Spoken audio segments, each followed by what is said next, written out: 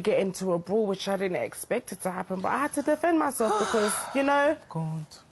like, when things happen, things happen. Well, it is where it is, child. Well, apparently Oliver Blanco never invited you. Lani didn't apparently invite you. Reddy never invite you. Some Fabulous never invite you. So it's like, as you said, who invited you? So let's keep it a buck. If none of these so-called people didn't invite me, how did I end up there? Was it Casper the Ghost? I don't think it was a Casper the Ghost. So clearly, as I said, I was speaking to certain individuals because allegedly it was supposed to be Blanca that was hosting the show and she ain't here. So with that being said, it just sets the record straight. So a lot of mix-up and stuff was going on and I just had to handle business and I'll just keep it as that. Do you get what I'm trying to say?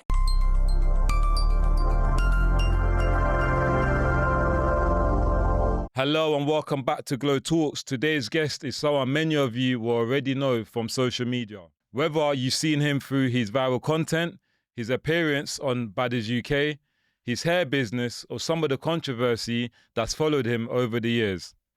One thing people always say about Goodie is that he's unapologetically himself. From growing up in a Caribbean household to building a successful business in the beauty industry, dealing with public judgment, navigating relationships, and prison. Today's conversation is about identity, resilience, entrepreneurship, and staying true to yourself. Hello, Goodie. Welcome to GloTalks. Thanks for having me here today. How are you doing? I'm good. How are you? Good. The weather's turned up, innit? It's mad hot. It's hot, man. It's hot in here. Hot this summer. It's hot in here. It's hot out there. It's hot this summer. How's your journey? Journey was decent. It was all right still. Yeah. Have you seen any of my episodes before? Yeah, I've seen a couple online. Yeah, I've seen you about. Yeah, so before we get into your story, I like to usually start off with a game. For you, today's game is called Keep, Delete, or Defend. So I'll ask you a question, and then you either decide whether you want to keep it, delete it, or defend it. Gym life. Keep. Keep. You go to the gym? Yeah, I go to the gym. How often? I try to go 5 days a week. Yeah. The weekends my rest days. Yeah. And if I don't go 5 days a week, make sure it's always free. Yeah. If I have to do other stuff like work and errands. 5 days a week is serious. That's Yeah. yeah, that's serious. Wigs.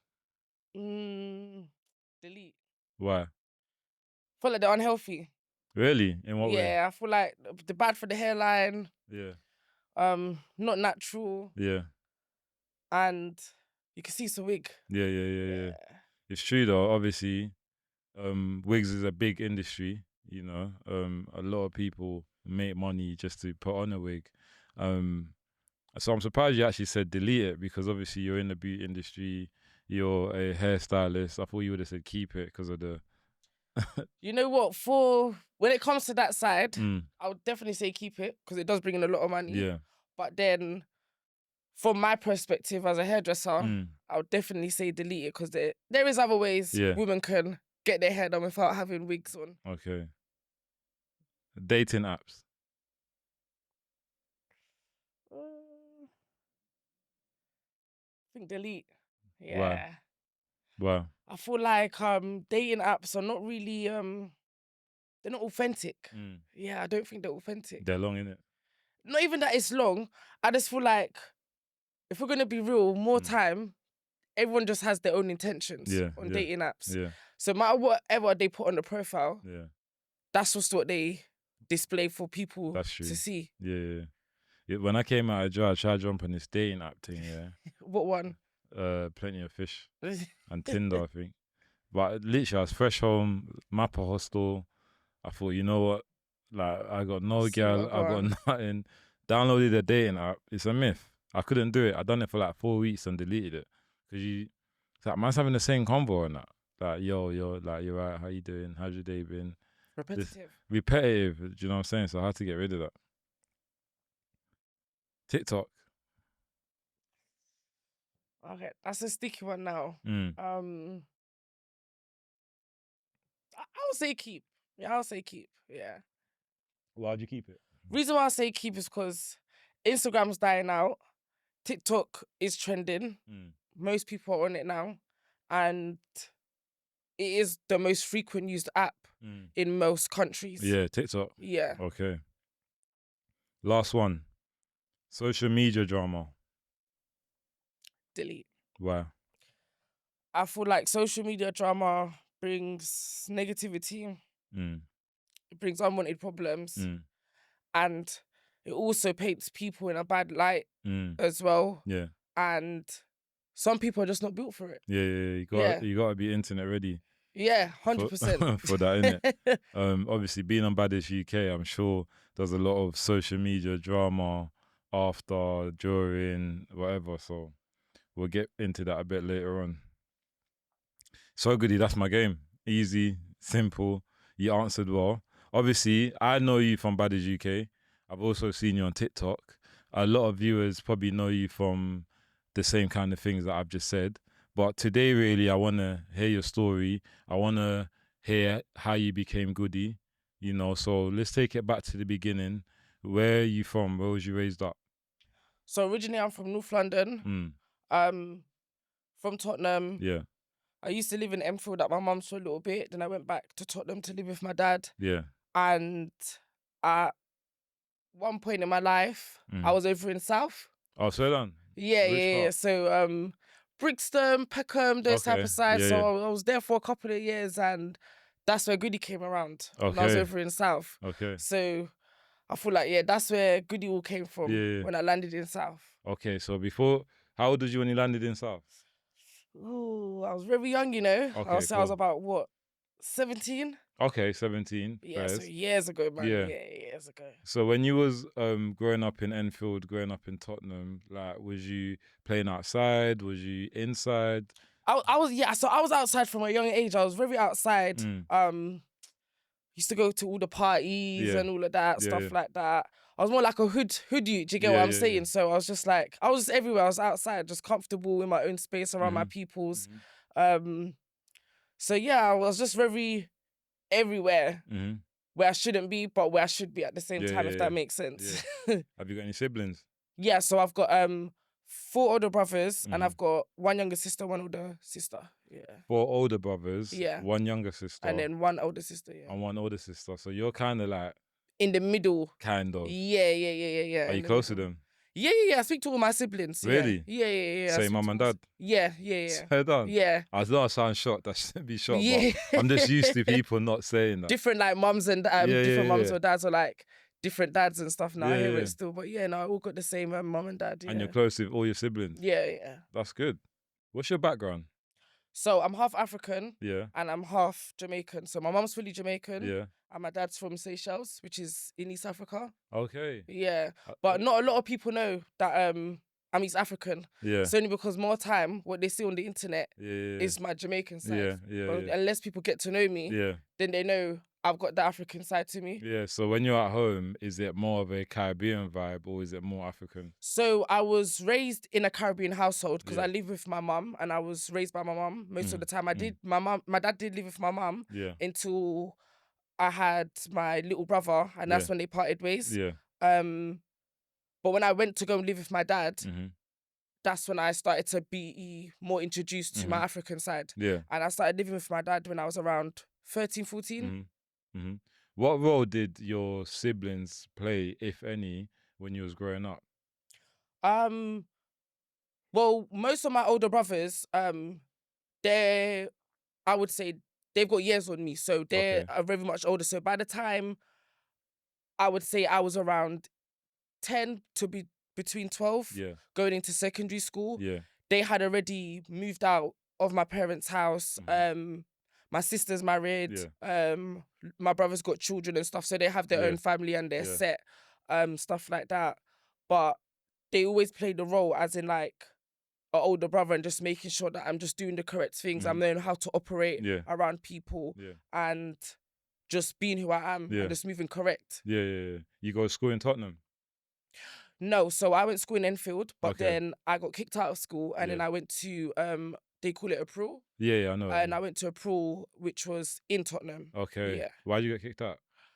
So I actually had no issues in school. Yeah. I was very like good with work, Smart. I was very book smart. I had no Yeah. issues like within classrooms. Okay. But my problems kind of stemmed from back then. There wasn't really like social media wasn't really like that. We Yeah, had like whatever their thing. Facebook, Yeah. stuff like that. Yeah. So I would cause a lot of like drama. Online. Yeah. I would Really? cause drama online on Facebook and How stuff though? with schoolmates. So like stuff would happen, Yeah. and back then you would like you would write on people's pages. Yeah. But everyone could see it, or you could go on someone like a else's post. page. Yeah, You could go on someone else's page and just write something, and whatever would happen in school, or like if a fight happened with another school, Yeah. I would start talking about it on Facebook Yeah, and like stuff the blog like that. pages. Yeah, something like that, innit? And it would just get brought back into school, and then it would like start more drama again, innit? Okay. And then it was like, it became like a issue now. Yeah. And then when teachers kind of found out, it was more of a thing that,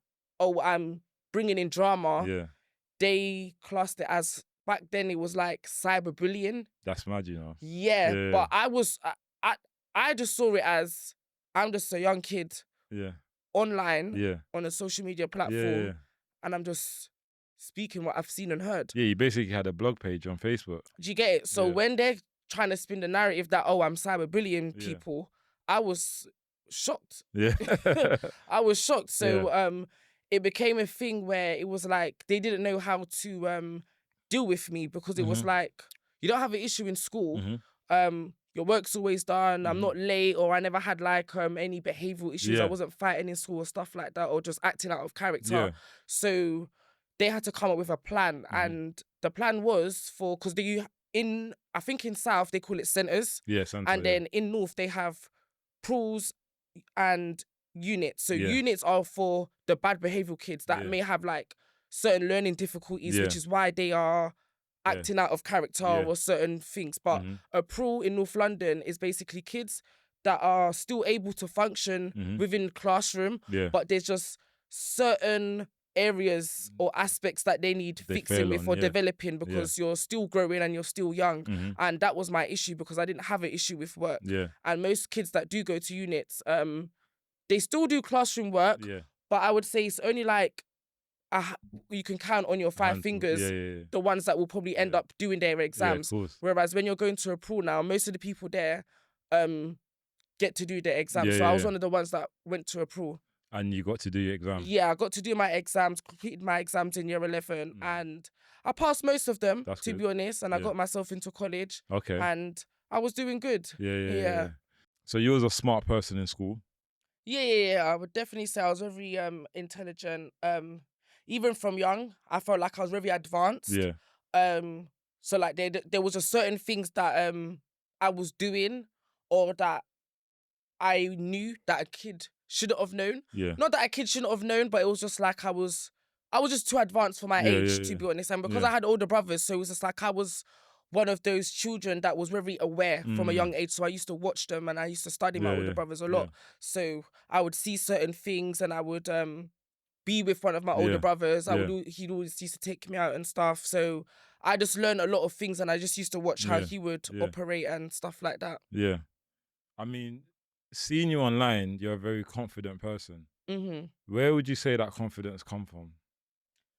I think that confidence came from my mum, to be honest. And if not my mum, I feel like it just came within myself over time, kind of thing. Because within my household, I've always been able to be myself.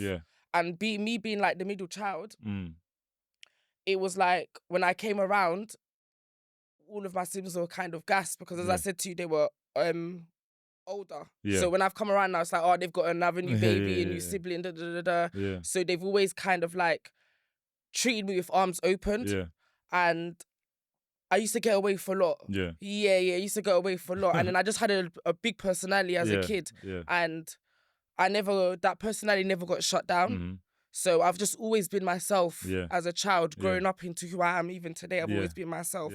I don't feel like I've ever been around anyone that's made me feel uncomfortable or made me feel like I can't be who I am. So obviously you said you went to South later on in your life, around about 17, and that's when you became Goodie. So how did that transition happen? Why did you end up in South, and how did you become Goodie? So I used to, back to when I said I used to go to a lot of parties. Yeah. And I think one party I went to, I've met, well, not that I met, I knew this person. And we basically linked up. And then from there, I've met his peoples, and they were all from South. Yeah. And he's obviously just showed me, oh, like you can make money like this, etc., etc. So I was like, all right, cool. I was already doing whatever they was doing Yeah. in North with my peoples. Yeah, of course. So when I've gone over to South now, they've literally like opened my eyes up to basically saying like, if you're doing this, you can make way more money than what you're making. of So course. those times, they were older than me as well. So they were probably in like their early 20s, and I'm still a teenager. So, and at that age, when you're 17, you've left secondary school, you're in college. It's just like you're not out in the open world, but it's just like, I'm tired now of my secondary school friends. Like, I've seen how you lots are. Some of you lots are boring, some of you lots are all right, some of you lots are fake, you know how it goes. Yeah. But I want to adventure. I was very Yeah. curious. Yeah. So it was just like, I want to see what else is out there in the world. So I started chilling with them more. And yeah, I felt like I just got comfortable because they welcomed me to South. Yeah. They never shunned me away. So when I started chilling with them, it was more of a thing. It was just like, all right, cool. I see how you lot are. You lot are welcoming me. And then over time, years went by. Yeah. That I didn't realize that so much years went by and I'm still around them. And then I took them as my peoples, if that makes sense. Obviously, looking at it now, I would say there's only probably a handful of them that I probably still speak to. Yeah. Which have stuck by my side from then up until now. And yeah, I feel like I had a time when I was in South. Yeah. Obviously, you said earlier on that you have always been confident. No one's ever put you down. Your confidence comes from within, and your mum. When I actually, well, before I met you, actually, I don't know if you know this. Your friend rang me and was like, "I've got this girl. She wants to come on your podcast. She wants to share her story, whatever." And I was like, "Yeah, sure, like whatever." She said her name's Goodie. I didn't know who you was at the time. And then like a couple of weeks later, I think after I spoke to you, she's like, "Oh, it's not a girl, it's a guy." And I was like, "What do you mean it's a guy? You told me it's a girl." And she's like, No, it's a guy. I just thought you would know." And I didn't know. Like, I looked at your pictures and I didn't know that you was a guy. So my question is, when did you become more feminine?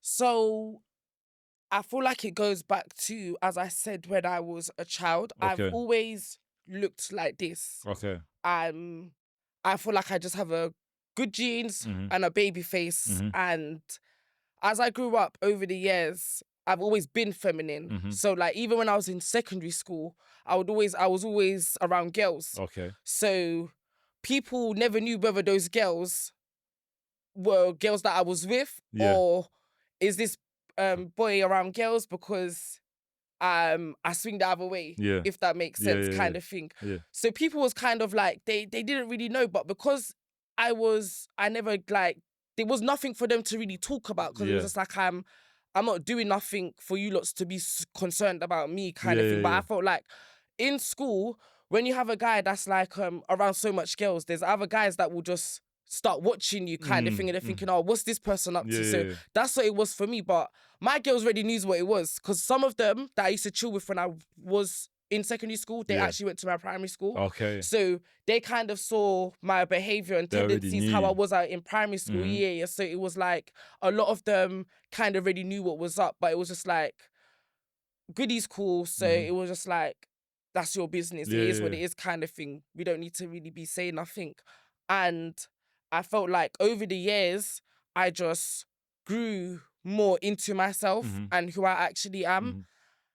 And I feel like when I went to South, the people that I was around, as I said, because they was older than me, they made me more confident, even more. Like, they literally made me come out of my shell to be even more myself. And it was like, you can be who you are, basically. Like, don't feel a type of way. And like, this is this is real life, if that makes sense, kind of thing. Like this is adult world, basically. Yeah. So when I was brought into adult world now, these times I'm only 17. So when I'm around chilling with them, they've opened my eyes to like a whole different lifestyle to what I knew growing up in school. Yeah. And I felt like a lot of my school friends felt a type of way about it. Yeah. Not only because I was chilling with them, but I didn't want them to be around them. And that's something I've always had about myself. I don't mix my circles and I don't mix my friends for my own reasons. Yeah. And I fell out with a lot of my secondary school friends because they felt like I was moving a certain type of way, or like I felt like I was better than them or something, because I started chilling with certain people. I started dressing a different way. My fashion sense went up.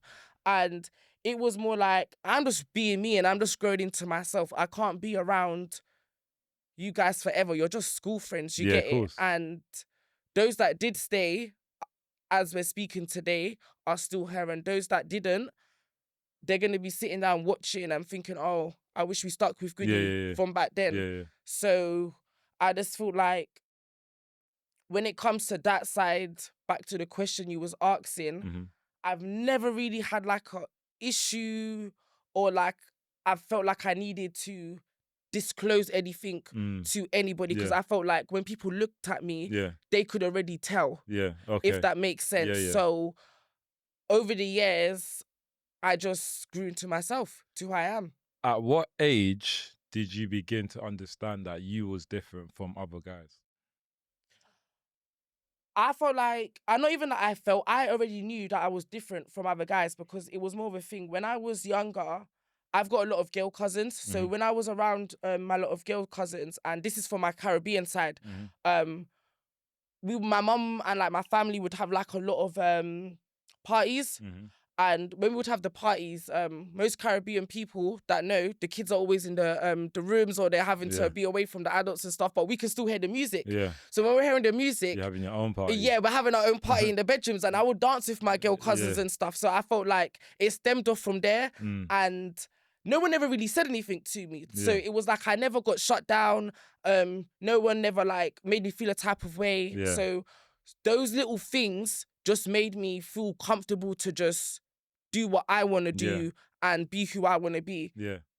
Because, so based on what you've told me, I'm guessing you never really had that dramatic coming out moment to your family, because as a child, they already kind of got used to you being who you was. How did your family gradually come to understanding, like, this is Goodie? I felt like when I was in year 9, I started to grow my hair back out. So I've always had hair as a kid, and then I cut my hair off because I was behaving bad. So that is familiar within Caribbean and African households. So sometimes when the kids are bad, they will cut their hair off and stuff like that. So I was one of those kids, my mum shaved off all of my hair, bald. And I went to secondary school in year 7. I didn't have no hair. As time went on, I started to grow back out my hair. So once my hair started to grow, I started doing my edges. So I feel like at that point, that was literally confirmation to my parents. All right, cool. We've already seen how you are as a kid. Now you're growing up and you're doing your edges now. It's just like, you know what?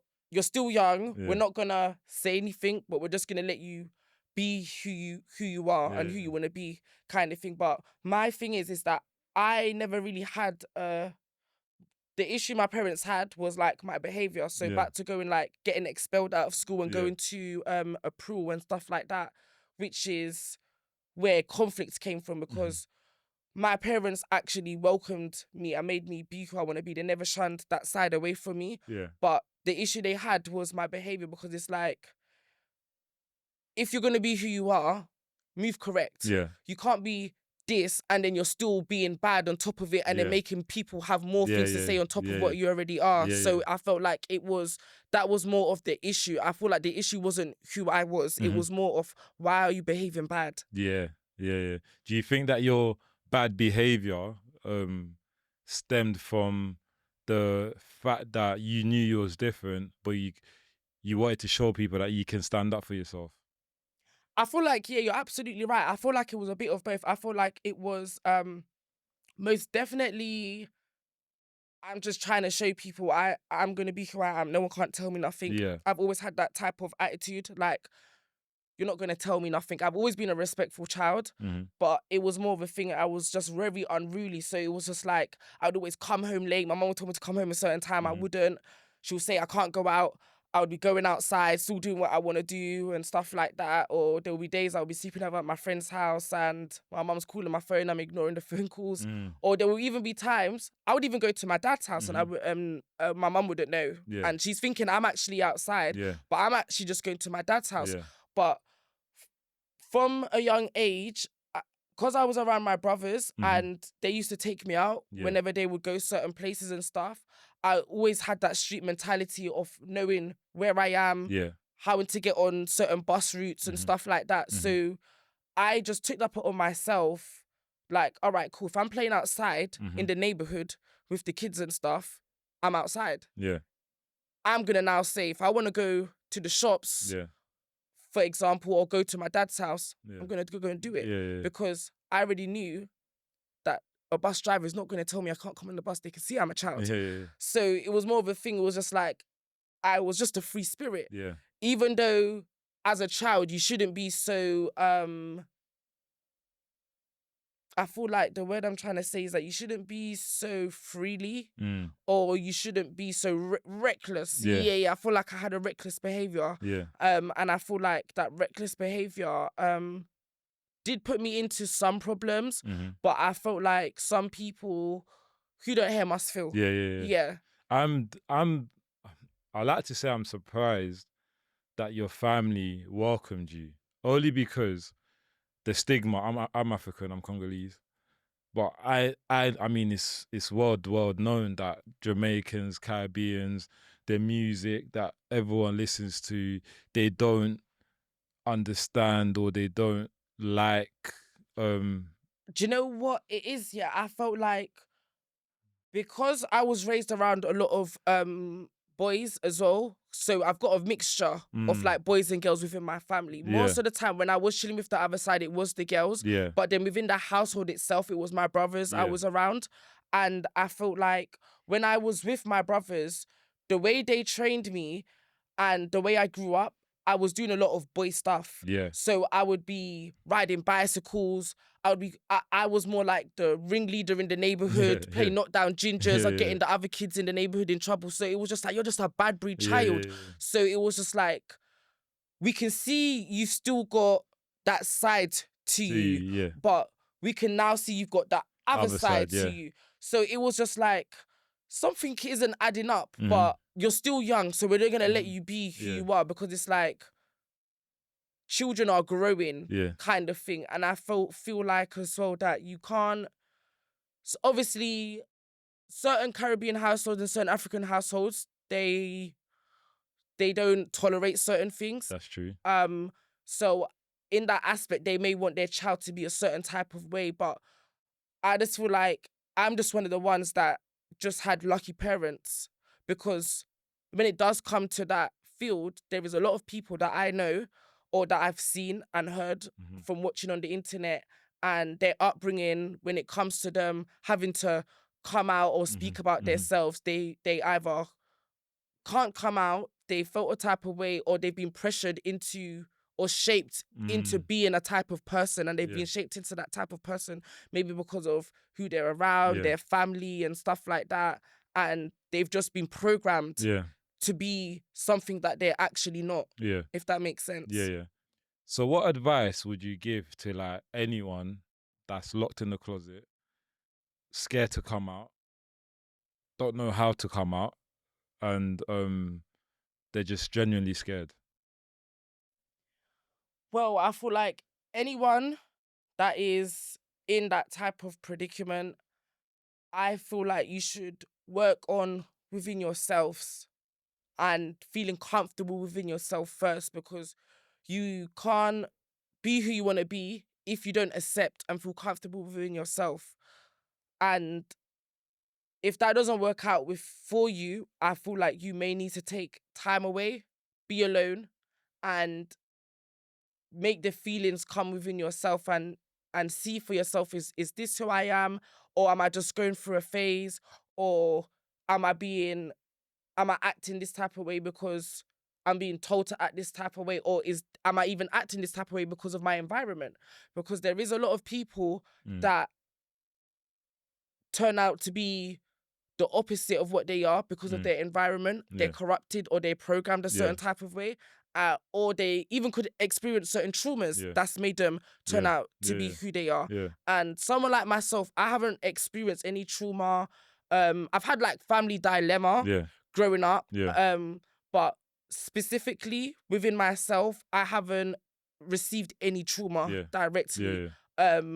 So I can only speak for myself, but there is other people that have gone through certain things, and it's made them be who they are in this day and age.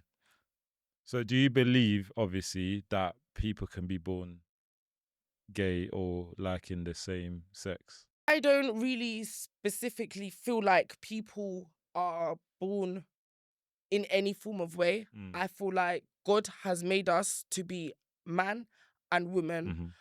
I feel like what makes people may feel like that they are born a certain type of way is probably how they are developed in their adolescence ages. So going back to the environment. So when I said I was younger and I used to have my mum and parents or my families, I would go to family parties or functions and I would have the parties and stuff.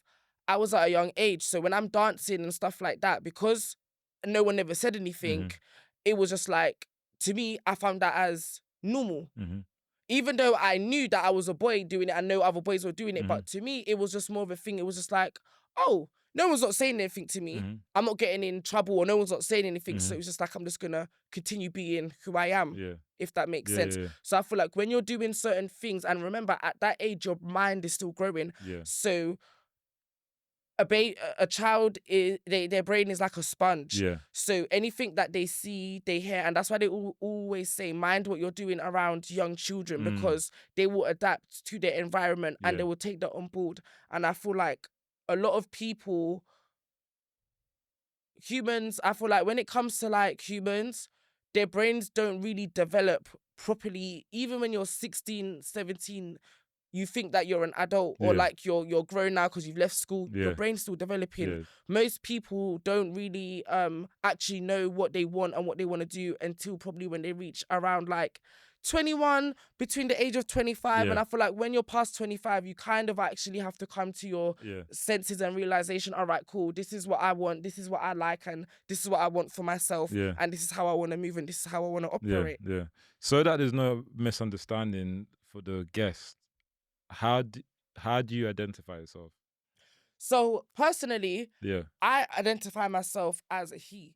But because of the way I was because of my social media, a lot of people may have thought that I was transgender or that I was trying to be something that I wasn't. But before I was even on social media, I was already that person, if that makes sense. So most of my peoples accepted me for who I was. Of course. So now when I've come on social media, it then turned into a thing where it was like, especially in this day and age, a lot of people are like, all right, cool, we have to call this person by the correct pronouns. We don't want to offend this person. So I felt like most of my friends and people that accepted me in certain environments, if I'm looking a certain type of way, they would address me accordingly to how I look and how I'm presenting myself, which would only make sense. But then I also feel like as well, some people didn't like that or felt a type of way at the fact that people was addressing me in a certain type of manner. You've been very clear that you're not transgender and you're very comfortable in your skin. You're comfortable in who you are. You're comfortable in life. You're comfortable in everything, really. Why do you think society struggles with people who don't fit into like these boxes that they've made for us? I feel like that is the exact reason why, because I feel like society is always trying to box people in. And I've been raised on like tough love. Yeah. So as I said, I could only speak for myself, to be honest. I've been raised in a Christian household. Yeah. I've been Christian. I've been baptized and Yeah. communioned. So from knowing what I know and what I've been taught, I only see it as there's man and woman. Yeah. There's gay, straight, and bisexual. Mm-hmm. Anything else, I feel like it's just trying to divide Yeah. people Yeah. into a certain box, or you're trying to put people in a certain type of box. And I feel like that's where the conflicts come Yeah. from. I also feel like if there wasn't that, people wouldn't even care. Yeah. But because there's so many labels Yeah. and there's so many descriptions Yeah. for other people, Yeah. it's just made it so, not even hard, I would say it's just made it more awkward Yeah. for people to adapt. Even though Yeah. people are adapting, because you have to move with time Mhm. and you have to accept people for who they actually Yeah. are in this day and age. But I just feel like having all of these labels and having all of these descriptions, Mhm. it just categorizes people. Yeah. And I'm a type of person, I've been around a lot of hood girls and hood guys and Mhm. stuff like that. So I've never been put in a type of category, if that makes sense. So I've always been who I wanted to be without being put in that type of box. Yeah. And yeah, I just feel like I feel like that's what it is, to be honest. I just feel like having so much labels is where it goes for. That's from my perspective anyways. I can agree with you. I mean, me personally, I don't have an issue with anyone on the basis of the person that they like to date. Like, I couldn't care less if you like to date a man. If you're a woman and you want to date another woman, whatever. Do you know what I'm saying? It's neither here or there. Everyone be confident in themselves. What I don't understand is when people start identifying as a cat and a dog and animals and things like that. That's when it starts getting a bit to confusing. me, that has always been my issue, and I feel like that has always been other people's issues as well, because it's like, I know myself and I'm very self-aware and I'm very self-confident. So a lot of people that generally do not know me and just see me on the internet and make a judgment may think, oh, I'm trying to be this or I'm trying to be that. When no, that's just how you're viewing me. You haven't actually gotten to know me. And I feel like when you are very confident in yourself and you know yourself, you can't be confused. And no one else can't confuse you.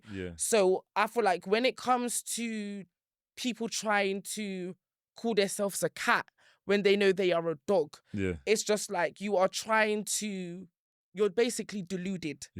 If that's the only nicest way I can say it. Because and to be fair, biologically, I'm a ute.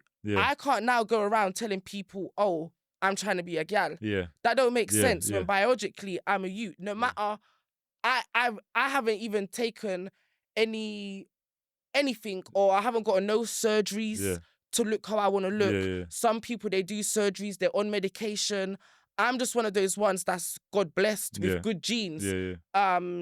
And those people, as I said, people can be who they want to be, and it's a free country to do what you want to do.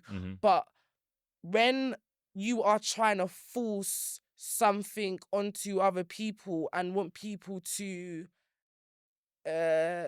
see you as that, yes, people may identify you as something that you are not, but then within yourself, you now can't be upset or you now can't be mad at the fact that if another person is now calling you out on the truth, you're now going to be offended or upset at it, when the reality is that's what you are. So you can't now be offended or upset that someone is now calling you out and telling you the truth because you just don't want to hear it, or you believe your deluded self. Goodie, what advice would you give to young people who feel pressure to be someone else? I feel like the only advice that I can actually give to the youngsters out there that are watching this, and even like people that have probably watched me and the youngsters that have watched me, because going back to when I first started wearing the wigs and doing the makeup and all of that, I was literally one of the first hood youths to come out and start doing that. And as I said, I was already doing that before social media. yeah. So that wasn't a thing like, oh, I'm doing it for social media. Yeah. Because there is some people that was doing it for social media, but that I was already doing that within myself. Yeah. And they wasn't doing that. Yeah. They started watching me Yeah. and felt, oh, all right, cool. You I'm gonna, Mhm. because Goodie's doing it, I feel like I can do it. You gave And them the confidence. yeah, I gave them the confidence to start doing it. And it's that bad. I used to have other gay guys cuss me for doing it. Mm. And those same gay guys are now gone to the point that they are now on medication, getting surgeries to try and alter themselves. Yeah. And I've always stuck in reality. I haven't been deluded within myself. Do you not agree with surgery? When it comes to cosmetic surgery, I feel like you can do what you want to do. But I feel like if you're getting surgery to actually alter mankind, I feel like in that aspect, that's ungodly and that's unholy. Yeah. That's something that is morally wrong to me. Yeah. And I just don't feel like that is... Everyone has been brought into this world for a purpose. We're supposed to make children. Yeah. Every being on this earth, including animals, we reproduce. So if you feel like, or you feel more comfortable to go ahead and change your mankind or womankind, that's up to you. Yeah.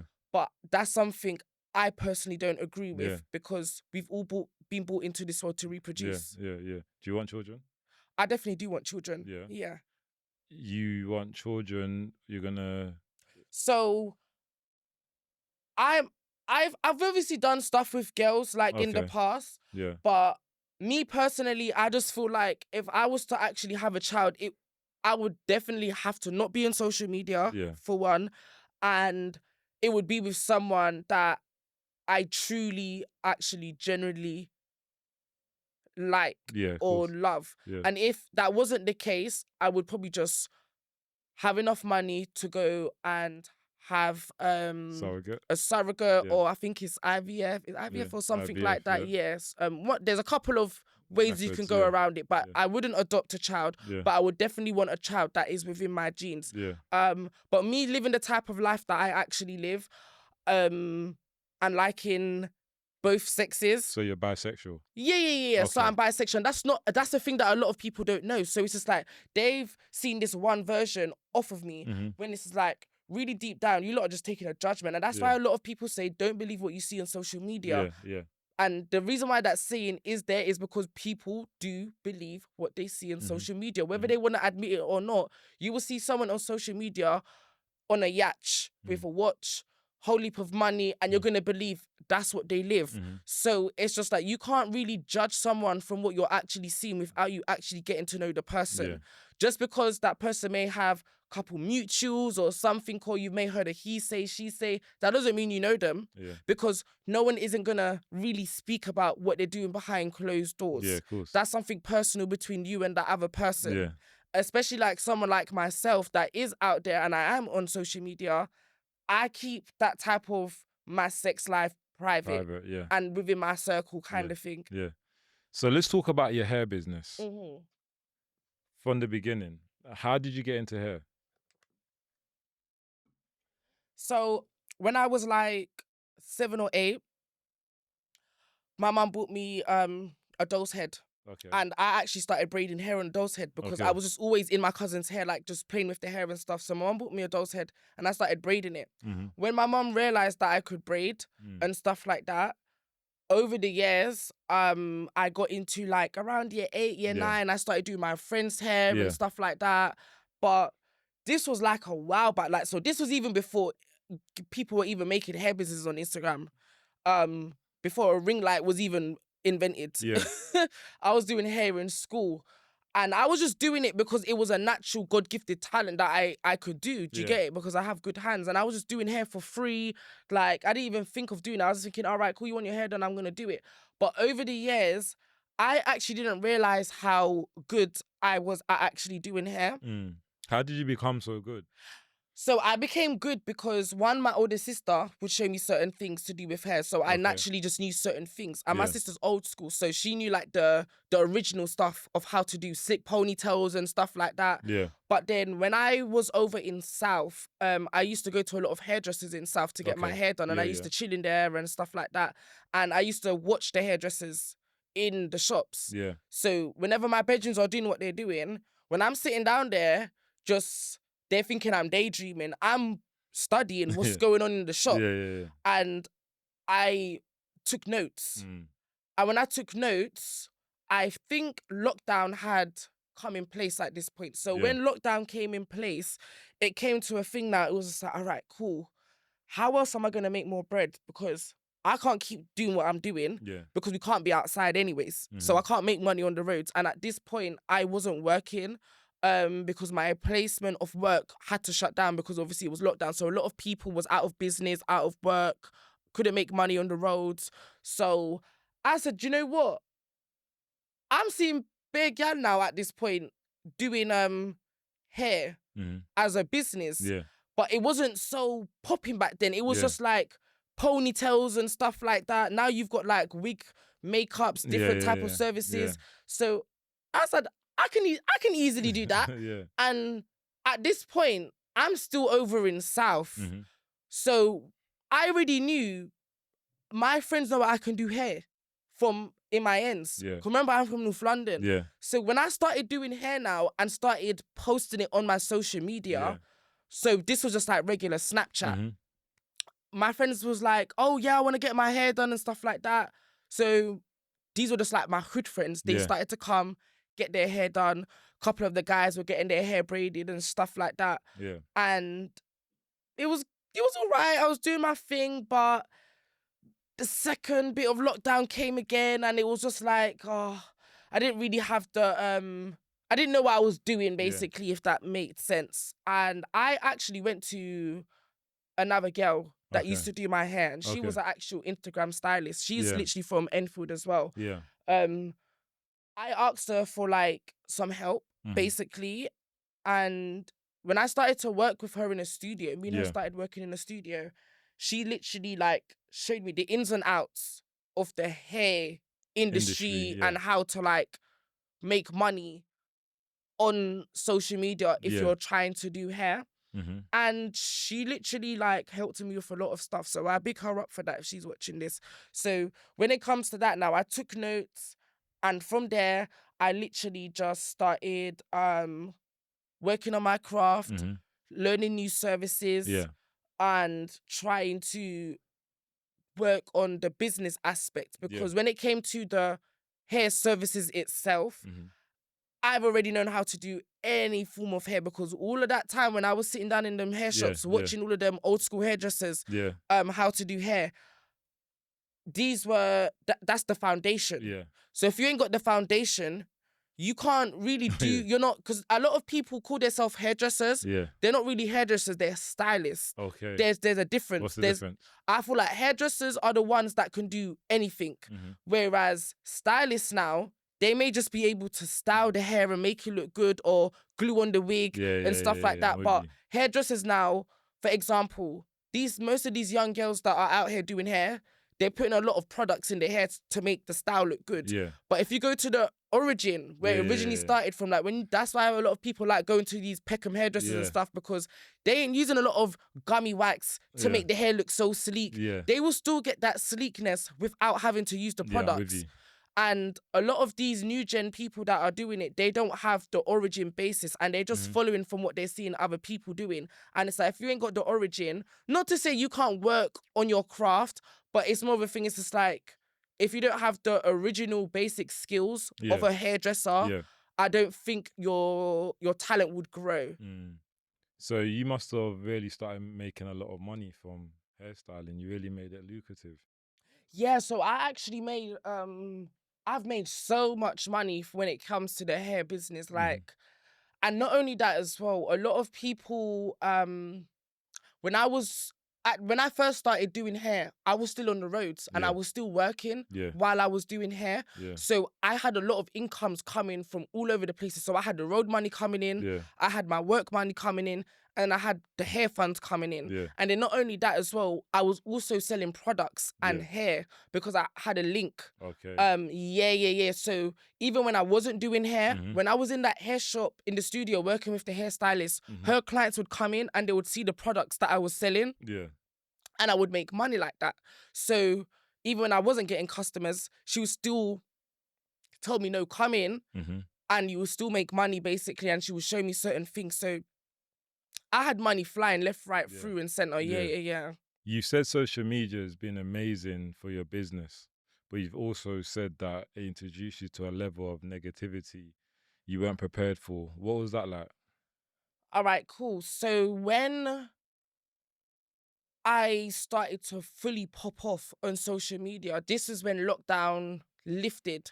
So everyone's back outside now. I think this is like early 2021, if I'm correct, when lockdown like officially was over, because I think we had about 3 different parts of lockdowns from 2019 to 2021. Yeah. So when 2021 came, lockdown's fully over, everyone's outside and snaps going off, social media's going off now. I started getting more customers. People are actually able to come to shops now at this point. Because remember before, people were sneaking basically. So even at one point, the studio we was even working in, that was literally a guy from the ends that was basically had his little music studio, but there was a room at the back. He said, you guys can work up in there and do our thing. Do you get it? So it wasn't even on the high street. So once lockdown lifted, I've now gone to a family friend shop to go and work in the family friend shop. And I started doing more content-wise on social media. And actually standing outside of the shops, and I was like snapping them and stuff. So just that attraction alone, it just drew in a lot of customers. But I didn't realize that people was actually watching me. And the people that were watching me were people that knew me from secondary school, people that I was around in South back then. And these were just other people that just knew me as Goodie. And some of these people I didn't even know. They were watching me. Why do you think people became so invested in you? They became so invested into me because it was like, you are the first hoodie to be so confident within yourself, to come out in the ends and you're wearing the wigs, you're wearing the makeup, and I actually look like a gal. So I felt like people certain people that didn't know me was actually like, oh, is this a gal? They didn't And know. it was to the point where it was just like, I'm having to look at them and I'm thinking like, oh, you look so right kind of thing.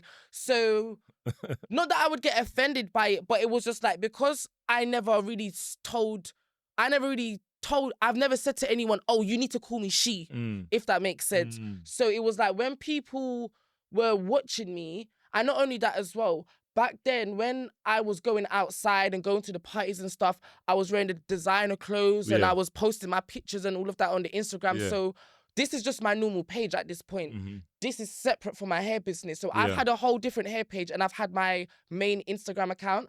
So when I'm posting my pictures and I'm going out and I'm going to all of the parties and stuff, people that knew me liked me for what I was basically showing them. And then there was just obviously genuine either fans or hater fans, what you call them. But people were still watching. And people are just going to be curious. So I felt like that curiosity ended up turning into a malicious curiosity, because it was like, all right, cool. You're doing what you're doing. You're around certain people, and some of those people that I was around, other people wanted to be around them. Oh, so they're hating. Yeah. It was just like certain people wanted to come around my circle or be around the hype gal them and the hype man, but it was just like, you lot couldn't get around that. So don't be upset at the fact that I am who I am and I'm still able to be around these type of people.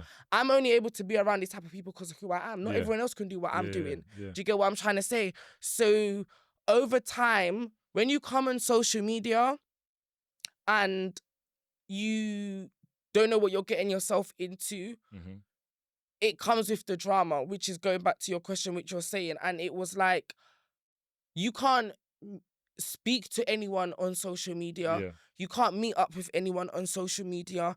And you definitely need to know who you're working with and collabing with when you're on social media, because people nowadays may want to book you because of your name and they want their own clout or feel like they want to get their own excitement. And the next thing you know, someone's booked you for a service. Yeah. By the time you've even finished your next client, they're already making a whole drama about the service was bad and stuff like that. Me personally, that's never happened to me. I've never had anyone come on the internet and trying to tarnish my business in that manner unless it's been tied to just unnecessary mix-up from haters that don't like me and stuff like that, and trying to make it look like something that it wasn't, which always ended up being the truth, if that makes sense. So when it comes to the drama and the negative side on social media, people will watch you, especially when you're new in the scene. Because I was new in the scene when it came to social media, not realizing I used to watch some of these people on social media back when I was in school, growing up, and seeing certain shows, YouTube shows that was on social media. And I didn't even realize that there were some other people that have been doing this stuff for a very long time. And it's like, you're still doing it. And it's like, where have you gotten? You ain't gotten nowhere. So it's just like, why are you still here? You ain't got a purpose. So I don't see why you're still here on social media, but each of their own. Do you get what I'm trying to say? Kind of thing. But I feel like some of those people that have been around from like Twitter days, the spaces and all the stuff like that, it's just like they haven't developed anywhere and they haven't gotten anywhere. So it's just like when newcomers come around, the only way for them to still stay relevant is to now be in the mix or spread their negativity or their trauma onto other people that may not know certain things and trying to paint them out in a certain type of way or trying to bring certain type of mix up to them. And I felt like that's what I went through. So when I started to actually work with influencers, I've been working with celebrities. A lot of people didn't like that because it was like, Goodie's a hoodie. Goodies does this on the road. I'm doing what I'm doing. Not to say, no one's perfect, if that makes sense. But certain people knew me for fighting and just keeping up with ratchet, ghetto behavior.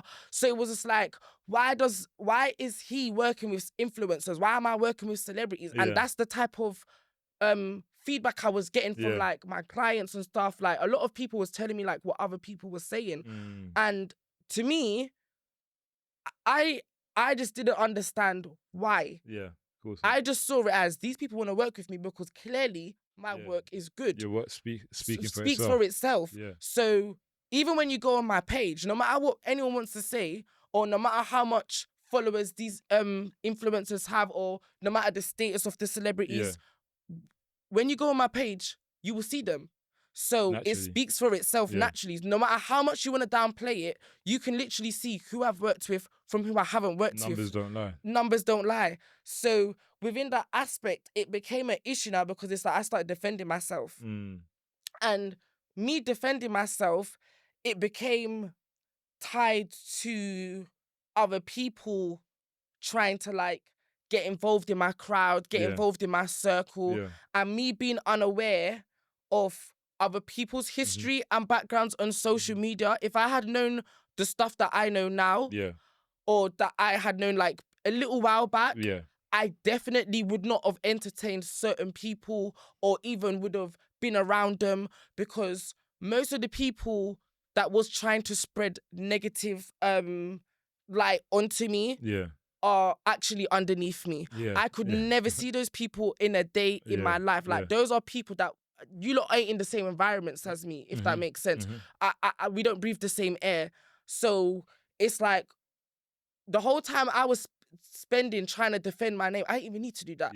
Because you know what? In a real life, my name holds weight. And the people know that. Hence why when I came on social media, they were so watchy. They were like, so, she's back. It was just like a thing. It was just like, oh, my name was already circulating from when I was in North. People already knew who I am. Hence why I went back to North and started doing my hood friends here in North because I decided to make that into a business. So when I came on social media and started doing it and I was making a lot of money from it, it turned into a thing. It was just like, oh, why is this person working with these people and stuff like that? And then to me, it was just like, you know what?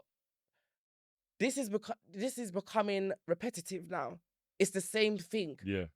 And it was just like, when is this gonna stop? When's it gonna change? Yeah. Yeah, like when is it gonna change? And I've actually had multiple shops that I've worked in before I got my studio. Yeah. And when I got my studio, that's literally when I felt at peace. Yeah, literally, because it's your own space, you're Yeah. in control. There's no opening, closing, no one else trying to boss you around. Do you get what I'm saying? The name Goodie, where'd you get that name from? And what does it actually mean, if it has a meaning? So most Caribbean people, they say goodie, as in like, oh, the person's good, they look good, Okay. or whatever they're doing is just good. Like, oh, you're goodie. Do you get it? Kind of thing, like you're good peoples or Yeah. stuff like that. So when I've come around the South lots now, Yeah. my bedroom just said, oh, we're gonna call you Goodie. Yeah. We're just gonna call you Goodie. Just like And that. literally I just ran with it. Till now, I ran with that name. And I just kept it as that. But as I said, I was already called Goodie before I was on the internet. Yeah. So when Goodie started to circulate in South, it started to buzz people, and people thinking, who's Goodie? Who's this person? To the point that people actually thought I was from South. Yeah. So there were certain people that I was communicating with. Even to this day, I still speak to certain people and they're like to me, oh, I thought you was from South, you know, like I actually thought you was from South. Because the people that I was actually around, like, those were like the hot topic people that So was in main- South. the main Do you people, get yeah. what I'm saying? So it was just like, oh, you're part of South. And I'm having to tell them, I ain't from South. I'm a North you. Yeah. I'm from Tottenham. So it was more of a thing. It was just like, I didn't actually realize how much weight my name actually held when it comes to myself in any aspect. Yeah. What are your long-term goals then for your business? So for my business long-term goals, I definitely want to start doing hair internationally. Moving to America and start doing hair over there. Yeah. And just expanding the Goodie the Stylist brand itself Yeah. within the hair. And I do want to actually start making my own hairline and selling hair. Okay. Yeah, I think it's a good idea. I think that you can definitely go international. The hair business has flourished so much that everywhere you look on TikTok, someone's doing hair. There's all different types of hairstyle now. And if you're good, like back in the day good, then your trade is never going to go. Do you know what I'm saying? Because it's all in the fingers. Do you know what I'm saying? Having No, that. you're right. What you're saying still. I actually used to have long hair, and I learned how to do my own hair in prison. So I literally just started doing twists, and then eventually turned into cane rolls and then single flats and whatnot. So yeah, if you have celebrities on your payroll, well, celebrities coming to you, then you're basically halfway there, because the exposure is getting out there. You also had people like messaging your customers trying to boycott your business. Like Yeah, how so- did that stem? It got to a point where when I'm having these controversies online, I'm being in certain dramas that I had no business being in. It got to a point where people was trying to, they didn't know how to attack me, if that's the right word, or they Yeah. didn't know how to break me down. Yeah. So it was like, all right, cool.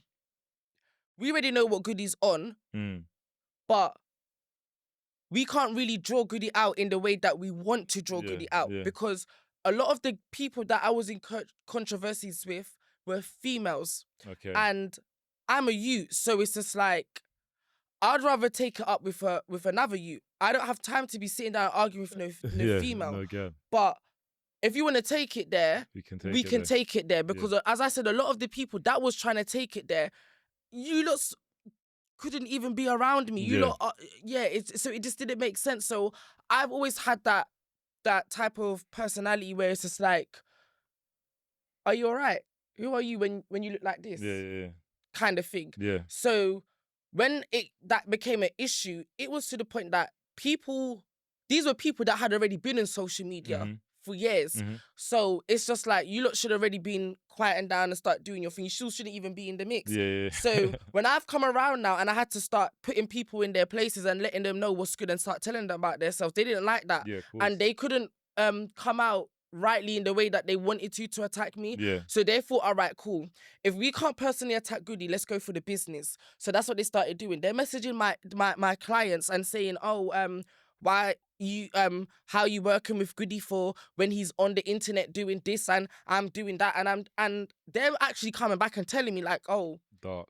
this is what this person's saying, and they're obviously some of the people I was working with at the time, Yeah. they was generally in the industry, so it was more of a thing. It's just like, all right, cool. If they're working with me and I'm doing certain things, it will look bad on their brand. For me, people already know the type of person I am. So the brand that I was coming out with, I didn't give two F's basically, because it's like people, I'm more of a person, what you see is what you get. So I didn't really care how I was being perceived at that time. So when I'm working with certain people, they were like to me, they were trying to basically, they were trying to tell me in a professional way that you can't be moving like this if I'm working with you. But they didn't want to say it in a way where they're trying to tell me to not defend myself, because they can see what's happening. Do you get what I'm trying to say? Kind of thing. But it was more, they were just trying to basically say, like, if you're doing what you're doing and I'm working with you, you just have to move a little bit different. But back then I didn't really understand what they was trying to tell me, because I was still in that mindset where it was just like, nah, does she think or this? So I'm just gonna go off. And when I'm on social media now, at this point in time, I just already had this normal sense, and I just already clocked, all right, cool. You lot are trying to draw me out, and you lot can't draw me out. So you lot are not bad enough.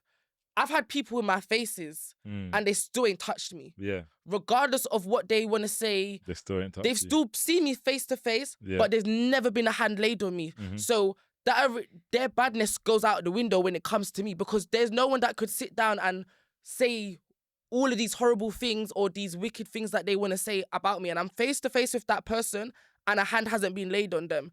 If that makes sense. Yeah, it does make sense. Do you think that they were hating on your success, or they were hating seeing someone different being? I think it was all of the above. It was definitely all of the above. And the reason why I say it was all of the above, because it was like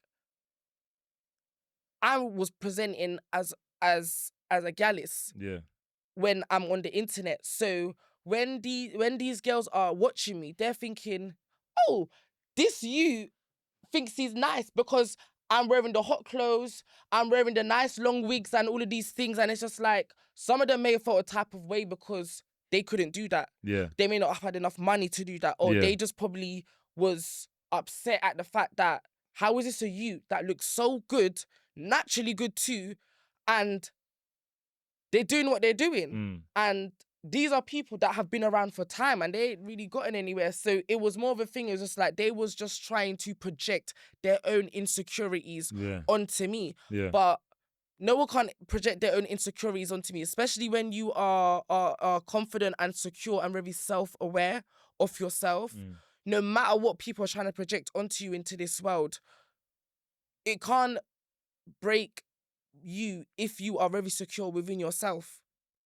And a lot of these people that were doing that, they suffer from their own trauma. They are still going through their own trauma. Yeah, of course. So it's just like, more of the time, it was all entertainment for me. So when I'm actually going back and forth with these people, they're not realizing that I'm taking you lot as a joke. They're being you serious. Lot think, you lot are being serious about this. When more time, I'm sitting behind my phone, going back and forth with you as entertainment, because I clocked people that knew me from the road, already knew I had that type of personality. So when I brought that onto social media now, the excitement and all of that and stuff like that, people find it funny, and me speaking in patois and stuff like that. So a lot of people were drawn to that. They found it entertaining and stuff, to the point that other people started copying it. And it was just like, okay, I can really see now that you guys are really actually cutting off my thing at this point. And you lot are upset at the fact that I'm still going strong, still working with these people. These clients are still sticking by my side, and they're not feeding into whatever rubbish that you guys are trying to poison them with. Because that's literally what it is. You're trying to poison people's minds. You've openly talked about experiences with DL men. What does DL mean, and what experiences have you had with DL men? So I feel like what DL means is down low. Yeah. And down Is low. is that like in some dictionary or something, or is that slang? I think it's a slang in different, mainly America and UK. I don't know about other countries, but I heard the DL term come up mainly in America and the UK. Yeah. I've never really actually gone as far to look in a dictionary to see if it's an actual word Acronym. or like a meaning for down low. Yeah. But it means down low. And obviously down low means anything in all aspects. What do you mean by that? So down low just basically means like you're just doing something on the down low. So okay, it could be anything. It could be anything. Okay, yeah. So it could be anything. But a lot of people that use that phrase, they relate it to being gay. Yeah.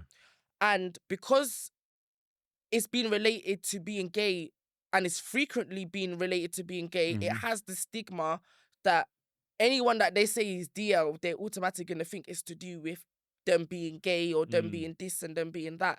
When more or less of the time, that actually may not be the case. Yeah. It may be the case to certain individuals. Yeah. But down low just means you're literally just doing something on the down low. So it's DL. But more of the time in the slang word, people mostly refer it to the person's DL, as in like they're gay. Okay, yeah, because I've heard DL on social media. Do you know what I mean? And I thought, like, download DL, like, what is this? Where did it come from? Yeah. But the narrative that on social media people push with DL is that a straight man is seeing another man behind the scene. Do you know what it is? Yeah, I feel like that's what society has just made it out to be, a straight man, because if the man is seeing the same sex, he can't be straight. So yeah. So he definitely that it's not making sense, and that's what I feel like when it comes to reality and logic. A lot of people are confused within themselves because they're not even doing their own research. They're just seeing and hearing things, and they just automatically just want to start labeling people. And that's why I don't want to attach myself to any labels. But I feel like women, like social media, women use that a lot for straight men. Do you know what I'm saying? He's the. It definitely comes from a lot of women that may have experienced being with a partner or being with their husband and finding out that they're with the same sex. And like my boyfriend's DL. I just don't necessarily. It doesn't necessarily mean, all right, cool, he's DL. He just obviously is bisexual, because that's what it would be. He's bisexual because he's clearly doing stuff with you and he's doing things with another guy, but he's doing it on the down low. Okay. But it doesn't mean he's gay, because if he's gay, he wouldn't be with you. Okay, I'm with you. That clarifies it. A gay man is someone that just likes men. Yeah. Saying like with a gay woman, that means that they just like women. Yeah. But if he's with you and he's doing things with another guy, he's bisexual. He's not DL. He's not. Well, he's being DL. Yeah, he's just doing something. Yeah, he's being DL. He's being you DL. Can't be DL. You're just doing stuff on the down low, basically. But you can't actually. There's not an actual.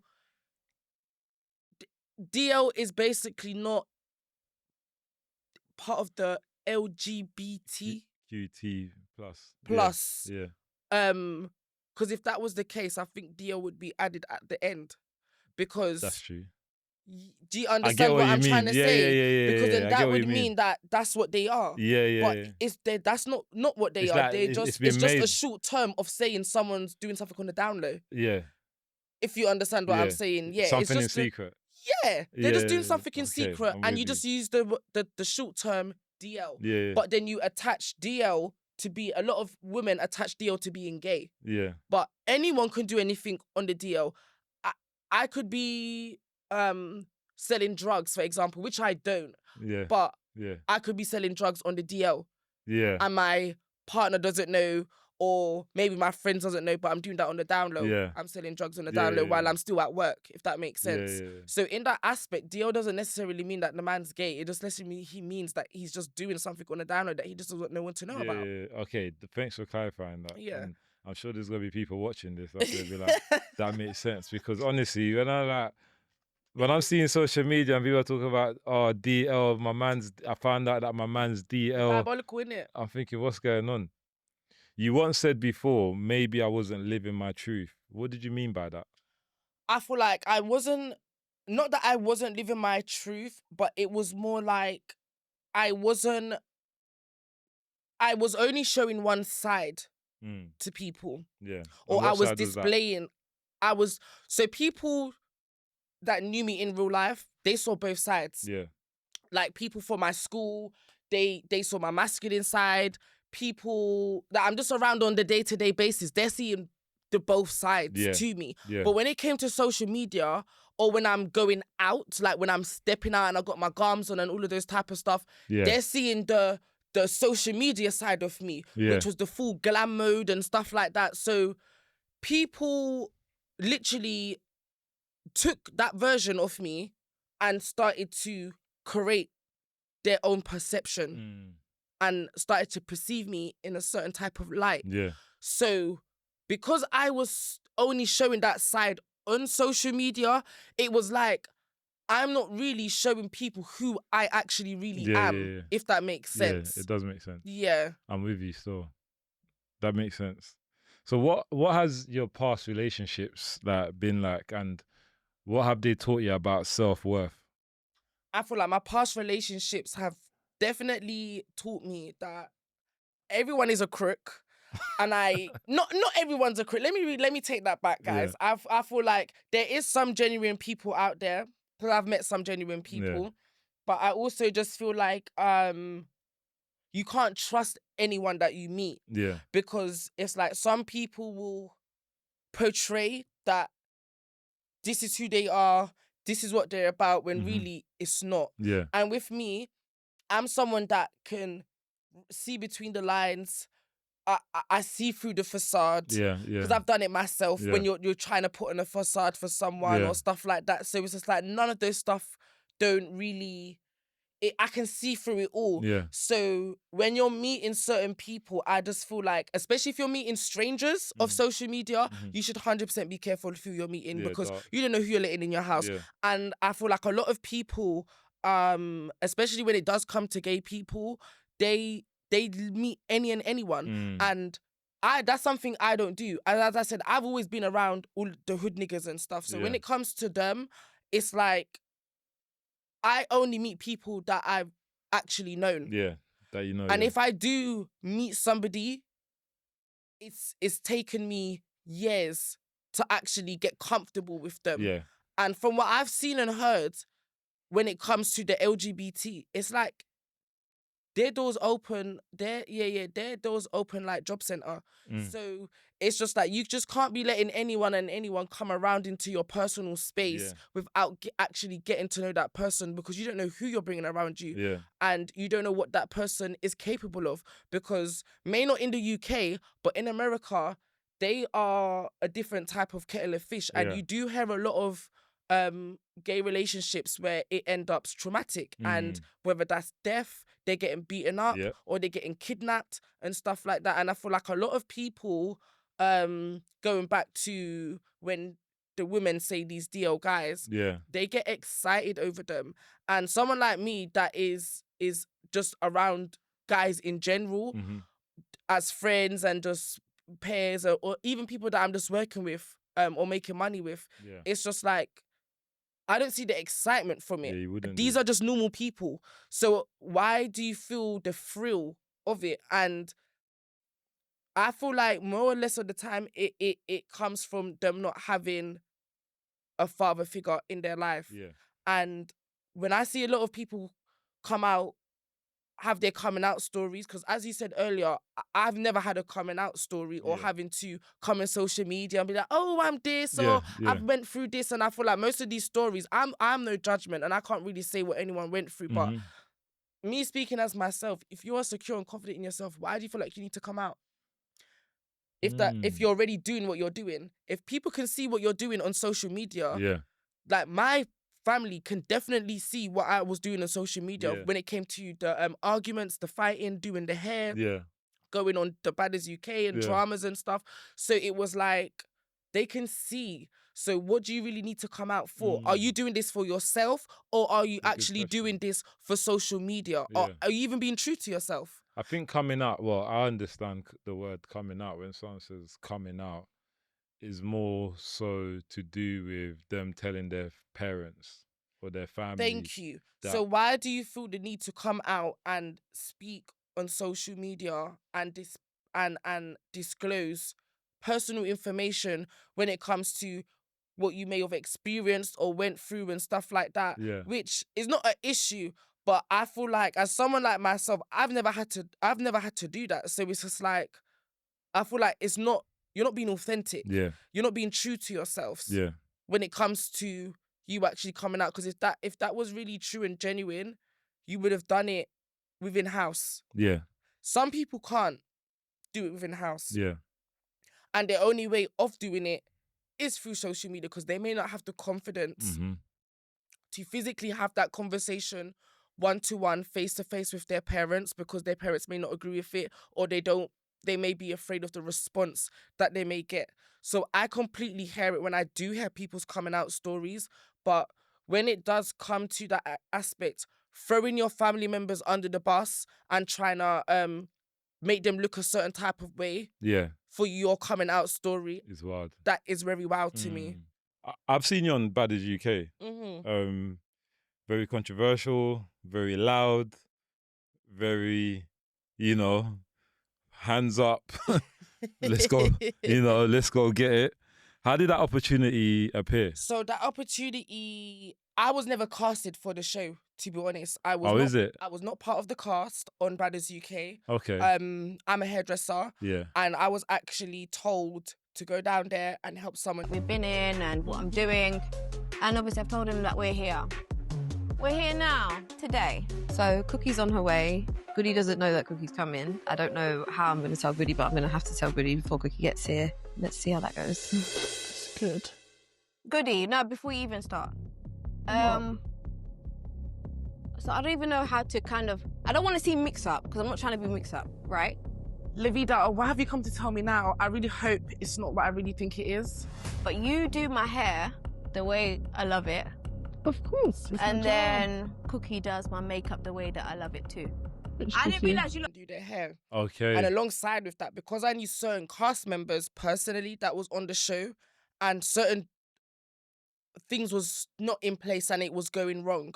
And because of the type of person that I am, they knew once I go down there, that drama, that certain stuff is not going to be going on or prolonged, basically. So I was told from another individual that was actually part of production to go down there and just sort things out, and if I can help hand with doing hair and stuff like that. Not realising that I'm now going to be brought into the drama of that show. And some of these cast members that was on that show, these were individuals that I've had personal, not even personal, I would say they've had personal issues with me, because I could never have a personal issue with someone that I don't know. Yeah, of course. And I could never have an issue with anyone that is under me or beneath me, because it wouldn't even make sense me having to make an argument with you. So even though at the time when I went on the show, I didn't even have problems with any of these people, but it looked like certain people felt a type of way that I was now in that environment, because they knew what I could make of being in that environment. It's on pushing up her face like she owns the place and she actually doesn't. I don't know her from a can of paint. I knew it!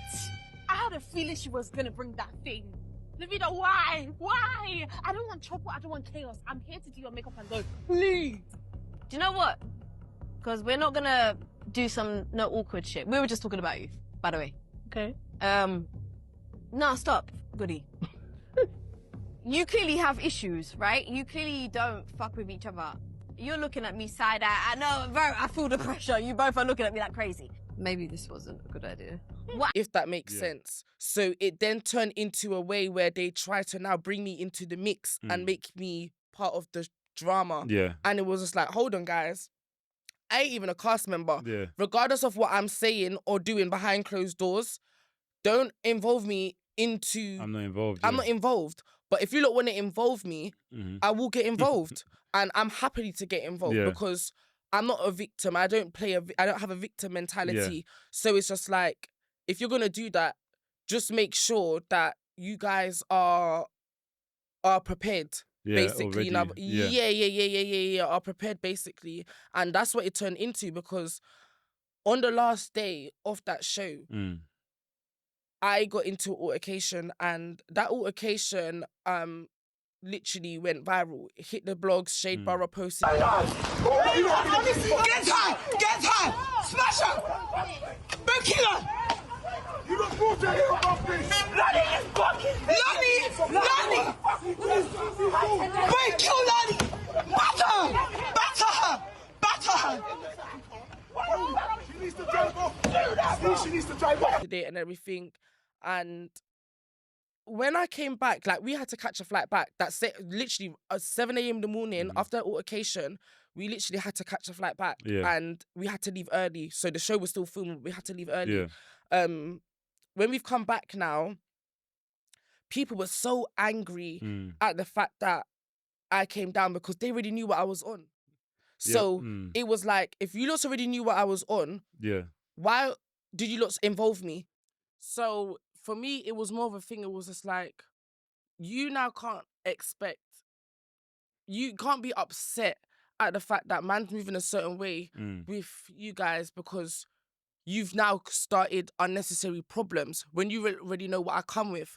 So you lot brought that on yourselves when it comes to that altercation. Even when everything transpired, when everyone came back off the show, there was still drama going on. And it was just like, there were other cast members that wasn't even keeping up with the drama. It was just like, whatever's filmed is filmed. And it was just like, some people were chasing clout so much. And everyone just keep out of each other's way. Davido's trying her best, and I am a professional. I take my job very seriously, unlike others, okay? So I'm going to be fake on your behalf on this set. But me and this thing are not friends. Let me just warn you now. But we've decided to come to a conclusion that we're just going to be civil, but that it was like, they just wanted to be the limelight of the show. And it's just like, babes, this ain't your show. Chill out. Let everyone have their time to shine. People probably thought there was going to be like a spin-off or something. Like, yeah. So it was like, a lot of people was just doing the most. And it was just like, in the end, anyone that was basically doing wrong and doing horrible, wicked things, mind games, it turned on them in the end. Because we all saw it. I don't even need to speak on it. Everyone saw what happened at the end. What happened at the end? Because I didn't see it. I don't know. So basically, the people that thought that they were the stars of the show, when it came to the reunion, they literally got dropped. Okay. And the reunion is basically supposed to be for everyone to have their time to speak, have their time to shine. And people that thought they were top dogs, you was irrelevant. We didn't need you. Then no one didn't need you. You got popped down. So you got popped down. So it was just like, everything speaks for itself when it comes to people trying to talk big at like they're the main character. And I feel like a lot of people have main character syndrome. And sometimes that main character syndrome will drive you mad. And it's just like, when you're so stuck in that social media lifestyle, that's all you're gonna know. And it's just like, especially if you're someone that isn't working, you don't have friends or a good family support, and you're just stuck at home, you're not doing nothing with your life. The only thing you've trained your brain to know is to come online and to beef with people and to start arguments with people. And if you've been doing that before I was even on the internet, where do you think your life's gonna go? What was actually the purpose of Badderz UK? Because for someone like me, he doesn't know, when I see the clips, I thought it was just to put girls in the yard to fight kind of thing. But I'm sure Lani Do you know what it is? I feel like when it comes to Lani Good actually having the show, it was supposed to be a correctional retreat, which she says it was. What's a correctional retreat? I actually never even researched what a correctional retreat is supposed to be. No, correctional means prison.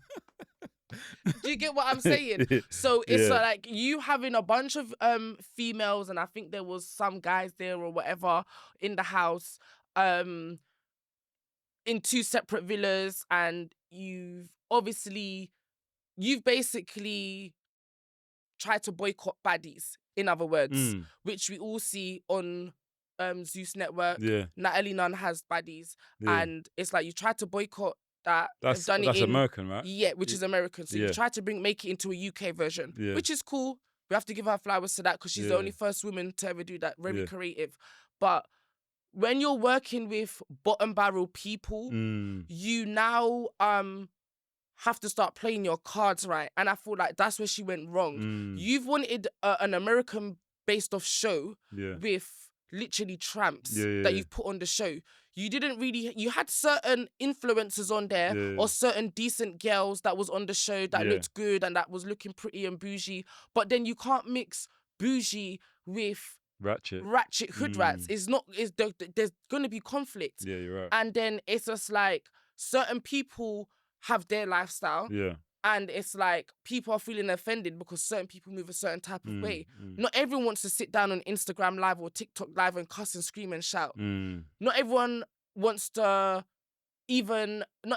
doll up and look good on cameras. Some people don't mind sitting down in their bonnets and looking like a bum, how they're at their house. Yeah. So it's like when you're in an environment with different types of people, with different types of personalities, there is definitely going to be conflict. And maybe that's what she wanted, was conflict, but I feel like it wasn't thought through. I've said this before on other episodes with other previous guests that were on Badderz UK. Lani, the business module she had was brilliant. 100%. It was excellent. It's just like Love Island, another dating thing, whatever. Do you know what I'm saying? But the small details wasn't. And I'm still waiting for you to come on, Lani, when you're ready, to tell us the story of Badderz UK and how it started. But great business module. Like you said, obviously, bottom of the barrel people, a lot of people are probably going to feel offended you calling them that.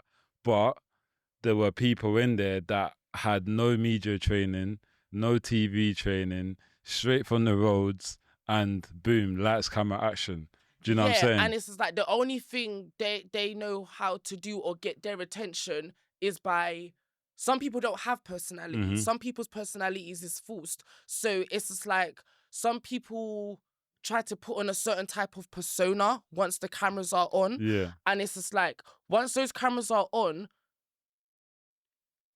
people are not going to forget what they've seen. Yeah. So when those cameras go off now, do you remember what you even done? Yeah. Because if you don't remember what you've done when you was on the cameras and you've now come on your platform to now tell us different side of the story to something that we've now seen, you're basically a liar. And if you're not a liar and you're trying to twist the narrative, then I feel like you're deluded or you have some form of mental health, and you definitely need to fix that. Because if we're looking at something and it's like someone looking at themselves on CCTV and saying, that's not them. You're clearly not right in the head. Question. Did you fight anyone in there? Yes or no? No, not on. No. I wasn't part of the cast, so I didn't even go to the main house. Okay. Yeah. I didn't go into the main house, so I didn't even have a fight with anyone in the main house. Okay, cool. Because I would have asked the question. Obviously, being who you are, how do you fight a woman without the controversy of you're putting your hand on a woman? Yeah, so because I didn't really have a physical altercation where I've gone out of my way to hit anybody, I never really had that type of backlash. Cool. But then when it comes to people that know me, I've always been a fighter. Yeah. And I've always been that type of person. You have to hit me first before I put my hands on you. Yeah. So you can say what you want. You can be in front of my face. You can call me to tell me to come outside. Unless you lay your hands on me, I'm not going to throw hands. It's all chat to me, to be honest, because I know that I'm a man. And if I lick you down, I'm the one that's going to look bad. Yeah. So you can try and make me look like I'm timid or whatever. But in a real life, if I was to really lay my hands on you, you're going to know what it is. You're done. So yeah. So it's just like, you can't now try and trick me. I'm not going to fall for anyone's bait, if that makes sense. So even when it does come to that, anyone that I have had a fight with, when it comes to females anyway, they've always put their hands on me first. In the past anyways. But when it comes to social media and anyone trying to bait me into fighting them and stuff like that, because as I said to you, niggas ain't troubling me. None of the guys are troubling me or stuff like that. Yeah, it's It's just always girls. girls. Yeah. And it's just like, why are you females troubling me for? Yeah. The guys ain't troubling me. Yeah. So why are you guys troubling? Yeah. Why are you ladies troubling me? I feel like it just comes from more of their own personal hatred And confidence. lack of confidence. That's the correct word towards me. And it's like, because I'm so confident in myself and being both versions and showing both sides, don't you feel the type of way about that? Go and do some healing and fixing and build your own self-confidence up, because that's the only way you're going to feel confident in yourself to feel secure. How much did Badderz UK, if any, change your profile and your business? Like, did it scale it up? It did bring me some exposure. I already had exposure before the show.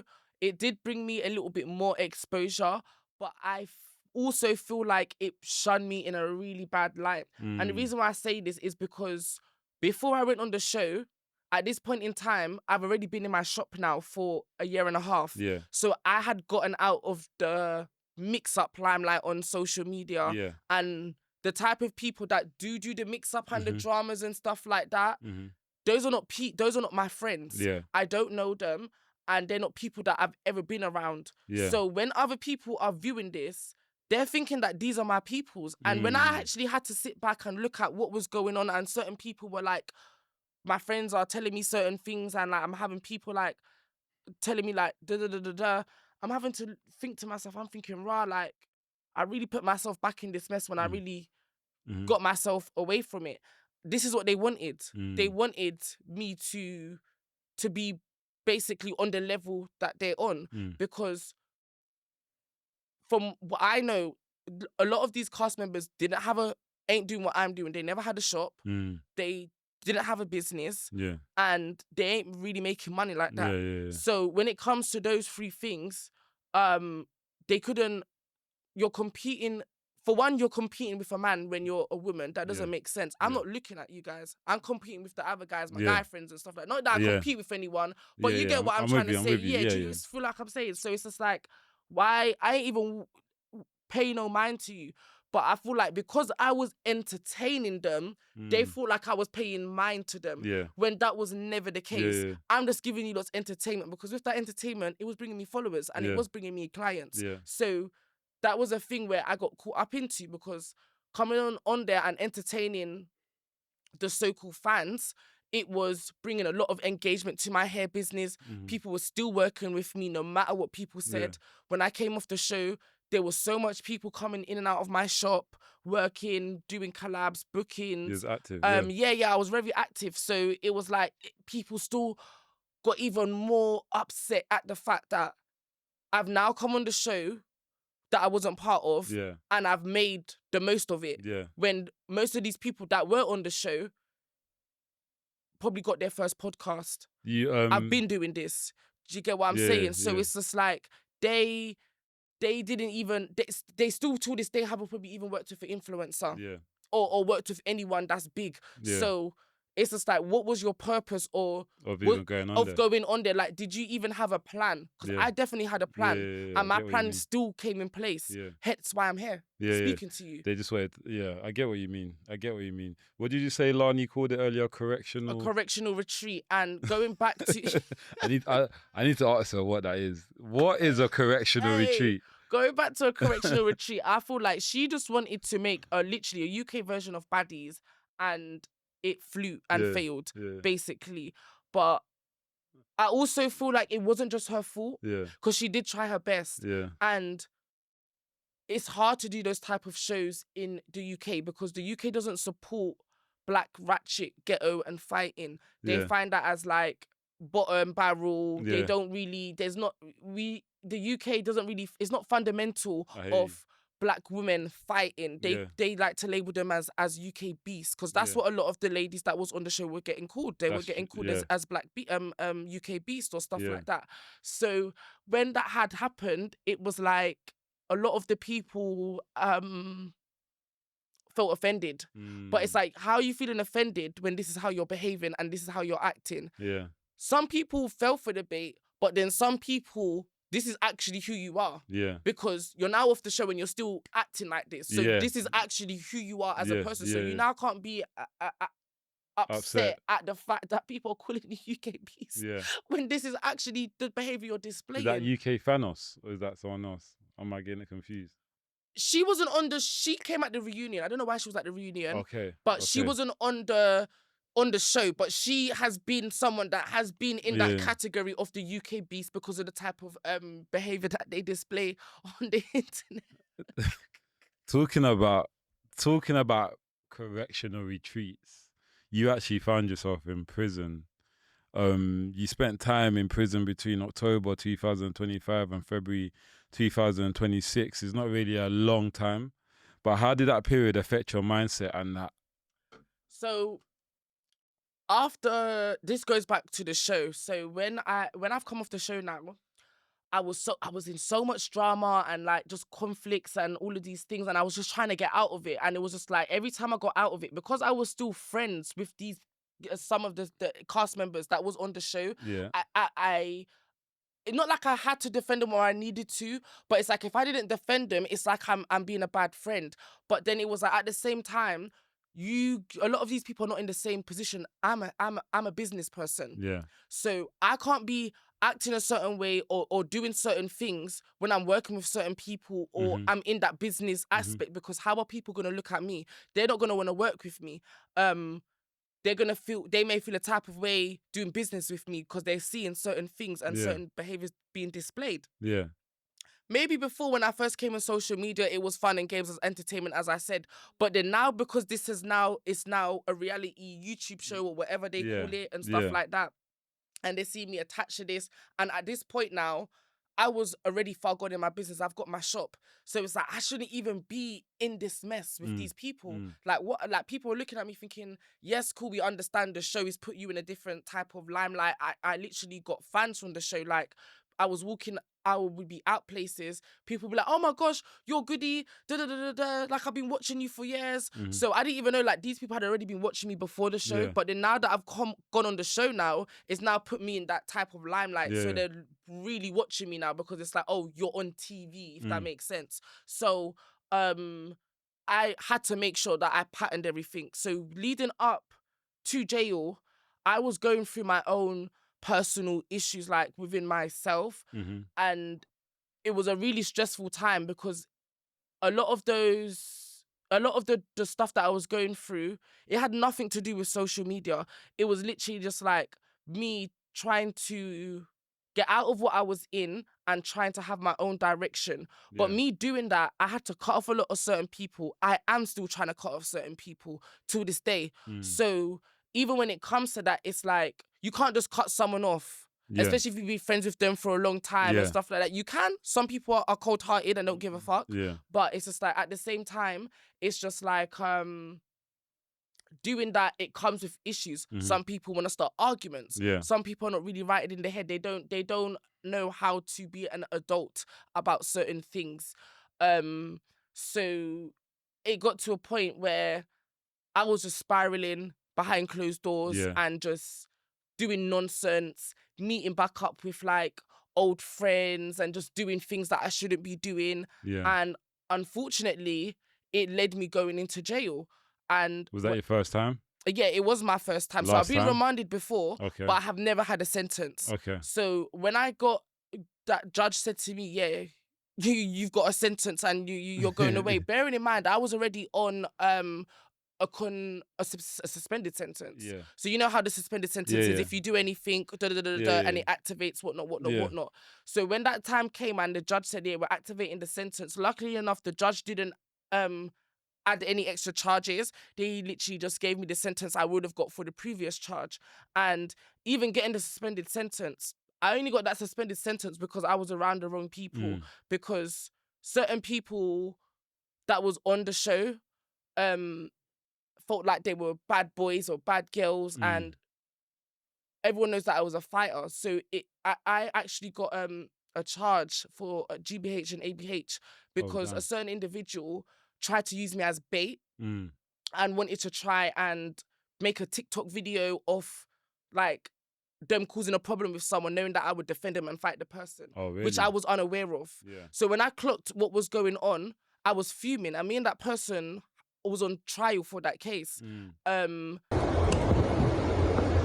You don't want to fight. You don't want to fight. You're in the court. You're scared. You're in the court, Emil, and you don't want to fight. But you're in the court. Come out. Come outside. Hide up inside. Lock up and hide up inside. Look at your head top. Where's your hair? You like skeleton and bones. The drugs is sucking you up. Walk exactly. Batty blood clot, batty man. Walk in the back. And I fell out with that person because of that. Yeah. So I had to G-check them basically and let them know, like, whatever you was, going on, like whatever Yeah. you tried to run game with me, don't think I didn't clock what you was trying to do. Yeah. Basically, in other words, and I shut it down from there, and I never spoke to that person again. Yeah. So I was on the suspended sentence for that. So when I started, I was already annoyed because of that. Yeah. Plus, I've got the drama going on. Yeah. I've got my relationship problems going on. Yeah. So it's just like everything was just Building up, bombarded yeah. onto me, and someone can only take so much Mhm. before they spiral out and do something. Well- But because I Mhm. do have self-control, I feel like me going to prison, not that it was a right thing, but if I didn't go to prison, it wouldn't have given me that wake-up call. Did you go into prison as the Goodie online, or did you go into prison as the Goodie in front of me? So that's the thing with people. I would never me going into prison. Could only have come as myself, Mm. and that's the thing with people where they always got it twisted because this is how I look Yeah. when I wake up in the morning, when I go to sleep, when yeah. I'm in the shower. Yeah. So whether I went to prison or not, or anywhere, basically, I'm always gonna look like this. Yeah. If that makes Yeah. sense. But when I'm actually gone into prison, I'm not gonna go into prison with a wig on. Yeah. If that's what you're Yeah. asking, kind of thing. But I've gone in there as my name. That's on my birth certificate Yeah. because it would be deluded for me to go into prison and be telling people that I'm this person. Was when- a bit of you kind of like scared? I wasn't even scared. You know what? I was more paranoid. And the reason why I was more paranoid is because I knew I had a short sentence. And because I've got my British book, I knew that I was eligible for HDC. Mm-hmm. So I said, if I get into any conflict, this is just going to long man out in there. And I said to myself, I have to try and make sure that I don't get in myself into any conflict. How did you do that? How did you not get into conflict? So when I went in there, I was actually when I first went, I was in a different jail before I got transferred to where I spent the rest of my sentence. Mhm. So once I stayed in there, I met a couple of people, but then it was just like, I'm not gonna get too friendly because I know I'm leaving this first prison. Yeah. Now when I've gone to the second prison now, this prison was it was mixture. So we had lifers on the wings, we had YOYs on there. Yeah. And then obviously there was people that was obviously eligible up to the age of 30 Okay. because that prison was actually a YOY prison. Yeah. But because the UK prisons are full, Yeah. they're now extending it to people up to the age of 30. That's true. Yeah. And the lifers that actually live on that wing anyways, Yeah, or that that's have their true. work there and stuff. So when I've gone there now, it was a madness. And it was just like, it's Christmas time. So everyone's hyped, everyone's gassed. Fights are going on left, right and centre. And I said, you know what? Yeah, you lot ain't playing games. Mm. You lot ain't even telling this person to square up. Yeah. You lot are just knocking man out left, Yeah. right and Yeah, centre. You lot are knocking them out without even giving them a chance to defend themselves. So Yeah. I said, you know what? For me to ride this out, I'm just going to have to just keep myself to myself Yeah.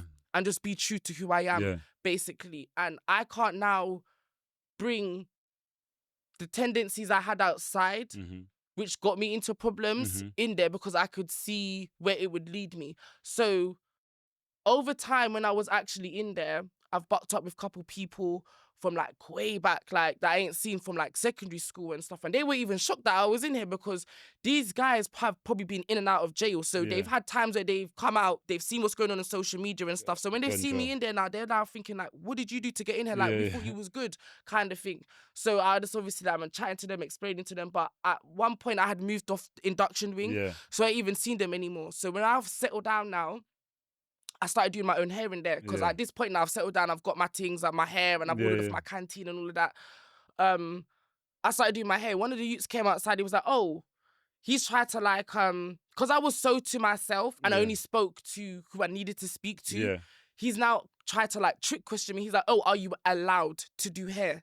So do in you my mean head, by I'm that? thinking, what mind games are you on? Are you allowed to do hair? Like, Yeah. no one can't tell me if I can do hair or not. Yeah, yeah, yeah. So I said to him, no, I've done it myself. Then he's like to me, oh, can you do man's hair? I said, yeah, I can do your hair still. Yeah. But you know, in jail, it's normal for a guy to do hair. Like, that's standard. Yeah, like, that's that's standard. standard. So when I'm doing the hair now, yeah, when I done the hair, the whole jail literally ran up the stairs, yeah, like I was selling something for them. Yeah, they're or like, like I "Oh, had something for them. Because the way I done the hair, they were like, yeah, this is proper. Yeah.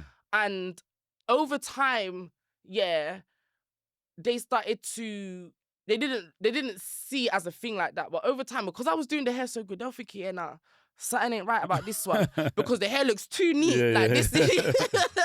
Yeah. So they started to like kind of like bring up questions to me. So they were like, oh, they were trying to get to like know me, ask me what did I do, da, da, da, da. But I was just keeping it like PG. Yeah. You lot don't need to know me. They clearly didn't know nothing about my social media because Yeah. I've moved off a different wing. Because Yeah. the wing that I originally was on with the North Lots where they knew me. This Yeah. wing, it was a South prison I was in anyway. Yeah. So it was only a couple North people that would have known Yeah. me. So most of those people there, they didn't really know me. That was on that specific wing anyways. Mhm. So gradually over time, they started to have open conversations when I was doing the guy's hair. Yeah. And they started asking red questions, not to me, but like, not even questions. They were generally talking topics. And the topics that they were talking about were like, oh, yeah, like we fuck our gal in our ass and stuff like that. Da, da, da, da. And I'm thinking, I'm bearing in mind, I'm doing the hair, yeah, so I'm not entertaining what the man are talking about. Yeah. So I'm just thinking, like, are you lot trying to bait me out, or you lot Indirect. trying to, Yeah. like trying to indirectly say something? So Would you have openly just said, do you know what it is? For me, if they had come directly to And me asked you. and asked me something, I would have like just told them what's up. yeah, yeah. But yeah. because it was like, you lot are not trying to be direct, you lot are trying to swindle, or, and I hear it's jail, do you get it? Yeah. So you lot are not trying to bait out yourselves. Yeah, So you yeah. lot are going to try and come with a back way of trying to say it without speaking to me directly, because there was even one guy that asked me, he was like, oh, why are you so quiet for? I said, I only speak when I'm spoken to. Straight up, yeah. I ain't got nothing to, you lot are Yeah. talking about gang life and that.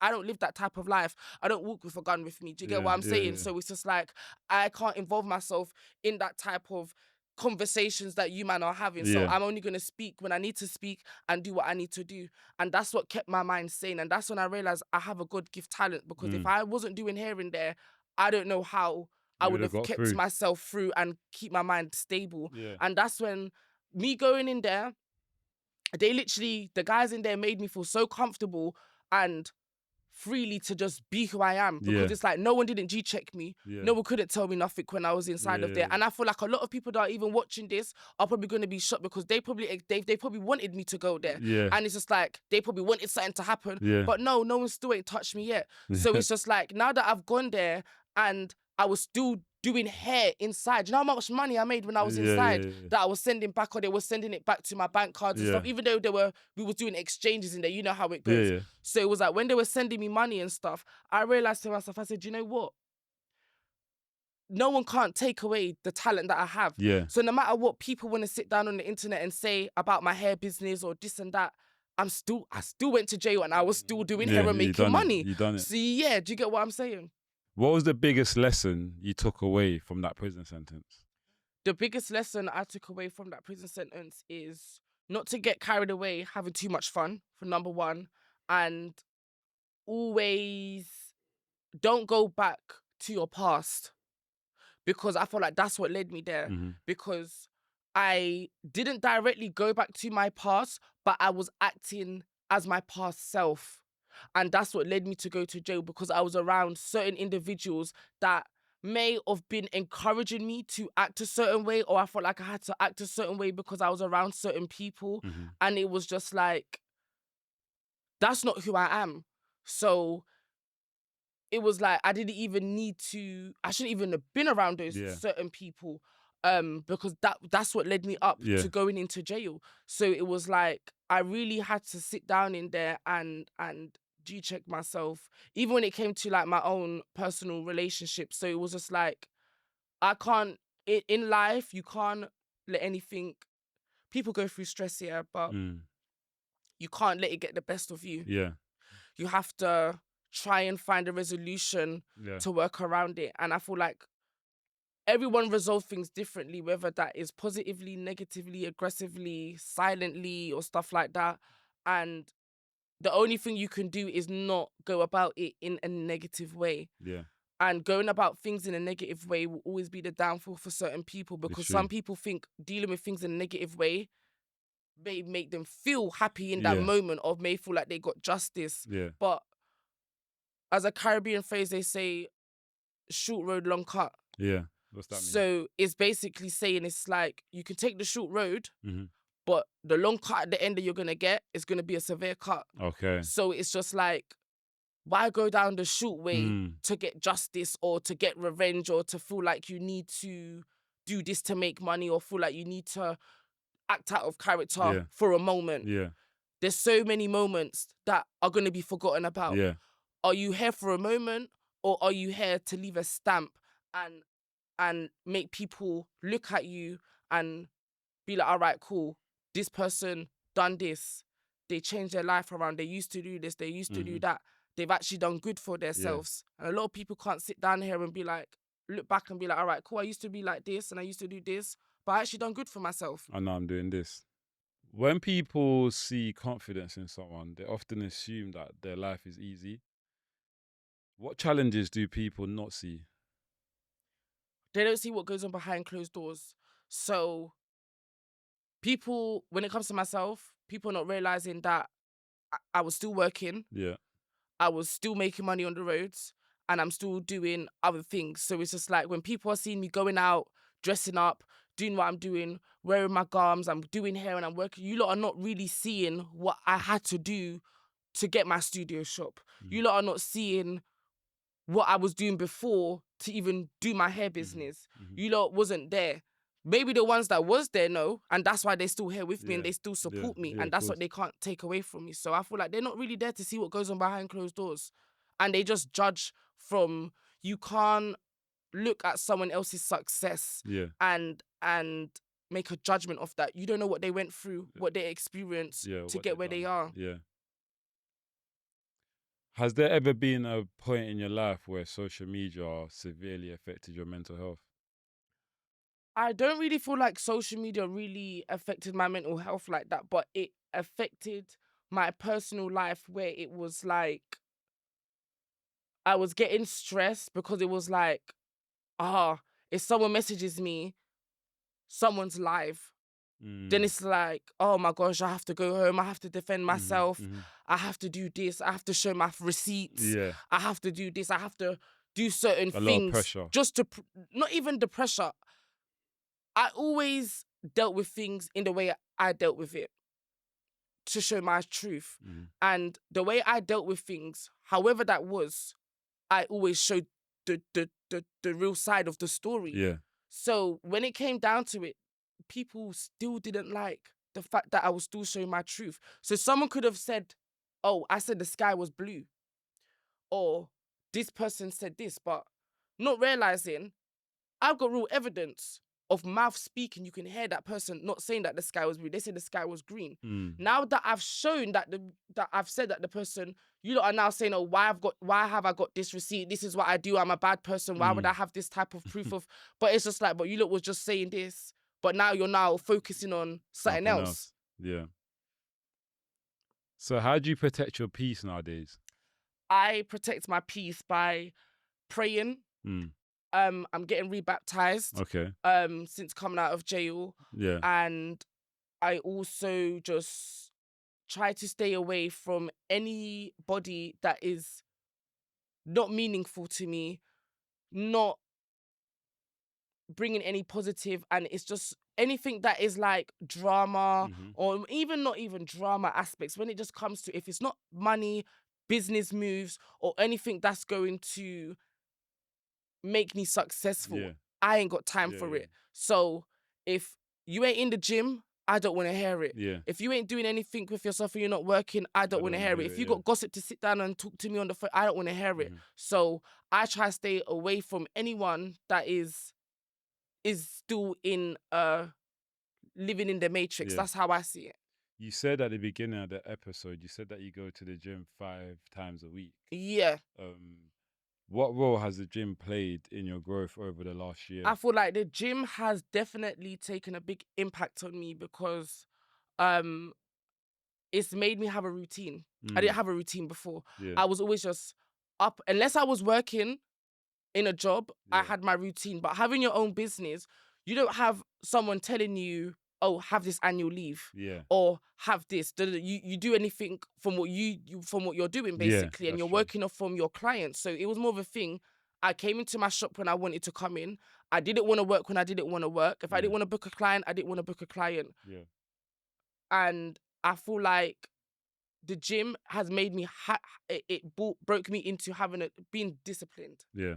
The gym made me very disciplined within myself. Yeah. As having to wake up, I'm gonna do this.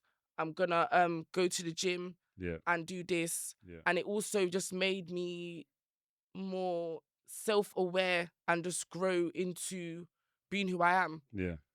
And I've also feel like it's good for your mental health too. Yeah. I feel like it also distracts me from the outside world, and I ain't got going to the gym. It's like once you're fully locked into the gym, yeah, you have to be dedicated. Some people go to the gym for whatever reason, but when you're fully locked in and you know the gym lifestyle, you ain't got time for anything else, especially if you want a certain physique and you want to look a certain way and you want to be healthy and you don't want to be doing certain things. You definitely have to fully lock in, because it's not just going to the gym. It comes down to your eating, your sleeping, partying, drinking, whether you're smoking or doing stuff like that. Yeah. How different is Goodie today compared to the version of yourself 3 years ago? I feel like looking back at myself 3 years ago, I am very matured. I've matured a lot, and I've definitely have showed some growth to certain individuals that have seen me recently since coming out. Yeah. And looking back at it now, this version that I am sitting in front of you could never entertain anything that I was doing in the past, because I've always had in my head, I'm not like them. But I didn't realize me entertaining that is making me like them or making people think that I'm like them. So Yeah, if I true. go back to doing that, I'm just like them and I'm being a hypocrite. So what are you building towards now? So building towards now is expanding my business, and once my business is expanded to how I want it to be, because my business is already there, I just need to do certain things to go where I need to go. Due to me having the cases, being on a suspended sentence, going to jail, I wasn't able to travel. So there were certain blockages that I had, which was not enabling me to further my business. Yeah. So I was just stuck in my studio, just with my clients that I had within the UK. Yeah. Do you think that people are really starting to see the real Goodie now? 100%. I feel like the people that didn't know me, the fans, and like obviously other people that just watch me in general, I just feel like they've definitely seen a different side to me that they've never seen before, because this is only a side that my genuine people see, or like my family members or stuff like that, other than just the personality, because the personality is not the person, and a lot of people get confused with the personality. Yeah. The personality is just something that's within inside the person, but that doesn't mean that's the person. Yeah. Just because you're seeing the way someone's acting online, that doesn't mean that's actually who they are. Yeah. So for the viewers who are watching you for the first time, for those people who has had judgment on you, for those people that, you know, they don't like you, you know, they think a certain way about you, just to finish off, what message do you have for those types of people? I feel like the only message I have for them is that I hope that they've healed. They're in a better place, because I'm definitely not in that same place I was maybe 3 years ago. And I wish them all the best. And the reason why I wish them the best, because for you to move on and forward in life, you have to forgive people. And if you don't forgive anyone, you're always going to be stuck in life. Yeah. You won't move forward. Yeah, that's if true. you're holding hate in your heart, you want to seek revenge, and you always want to prove a point. Sometimes you can let things go, and time will tell. Yeah. And God reveals people's true colours in the end. Yeah. Thank you, Goodie. I want to say thank you for coming on Especially, I mean, I do not discriminate anyone in any shape, way, or form. You are my first bisexual guest that's come on here. This platform is for everybody and anybody. You know, people are probably gonna message me, "Oh, why'd you get Goodie on?" or "Why did you do this?" and "Why did you do that?" The bottom line is everyone has a story. I don't care. I don't care if you're black, white, green, or blue. You know, it doesn't really bother me. You know, my platform here is to give people a voice and is to give people an opportunity to explain things maybe in the media or things in their own life, you know. So I want to thank you for actually taking the time for coming on today.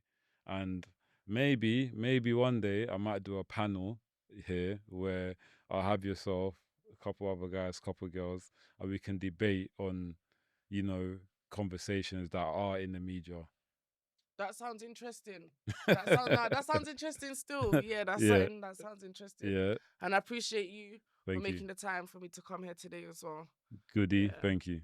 It's cool. Today's conversation, Goodie, shows that there is always more to a person than the clips, comments, and headlines we see online. Behind the controversy is a businessman. Behind the opinions is a person who has stayed true to himself, despite criticism, judgment, and adversity. Whether you agree with every choice or not, one thing is clear.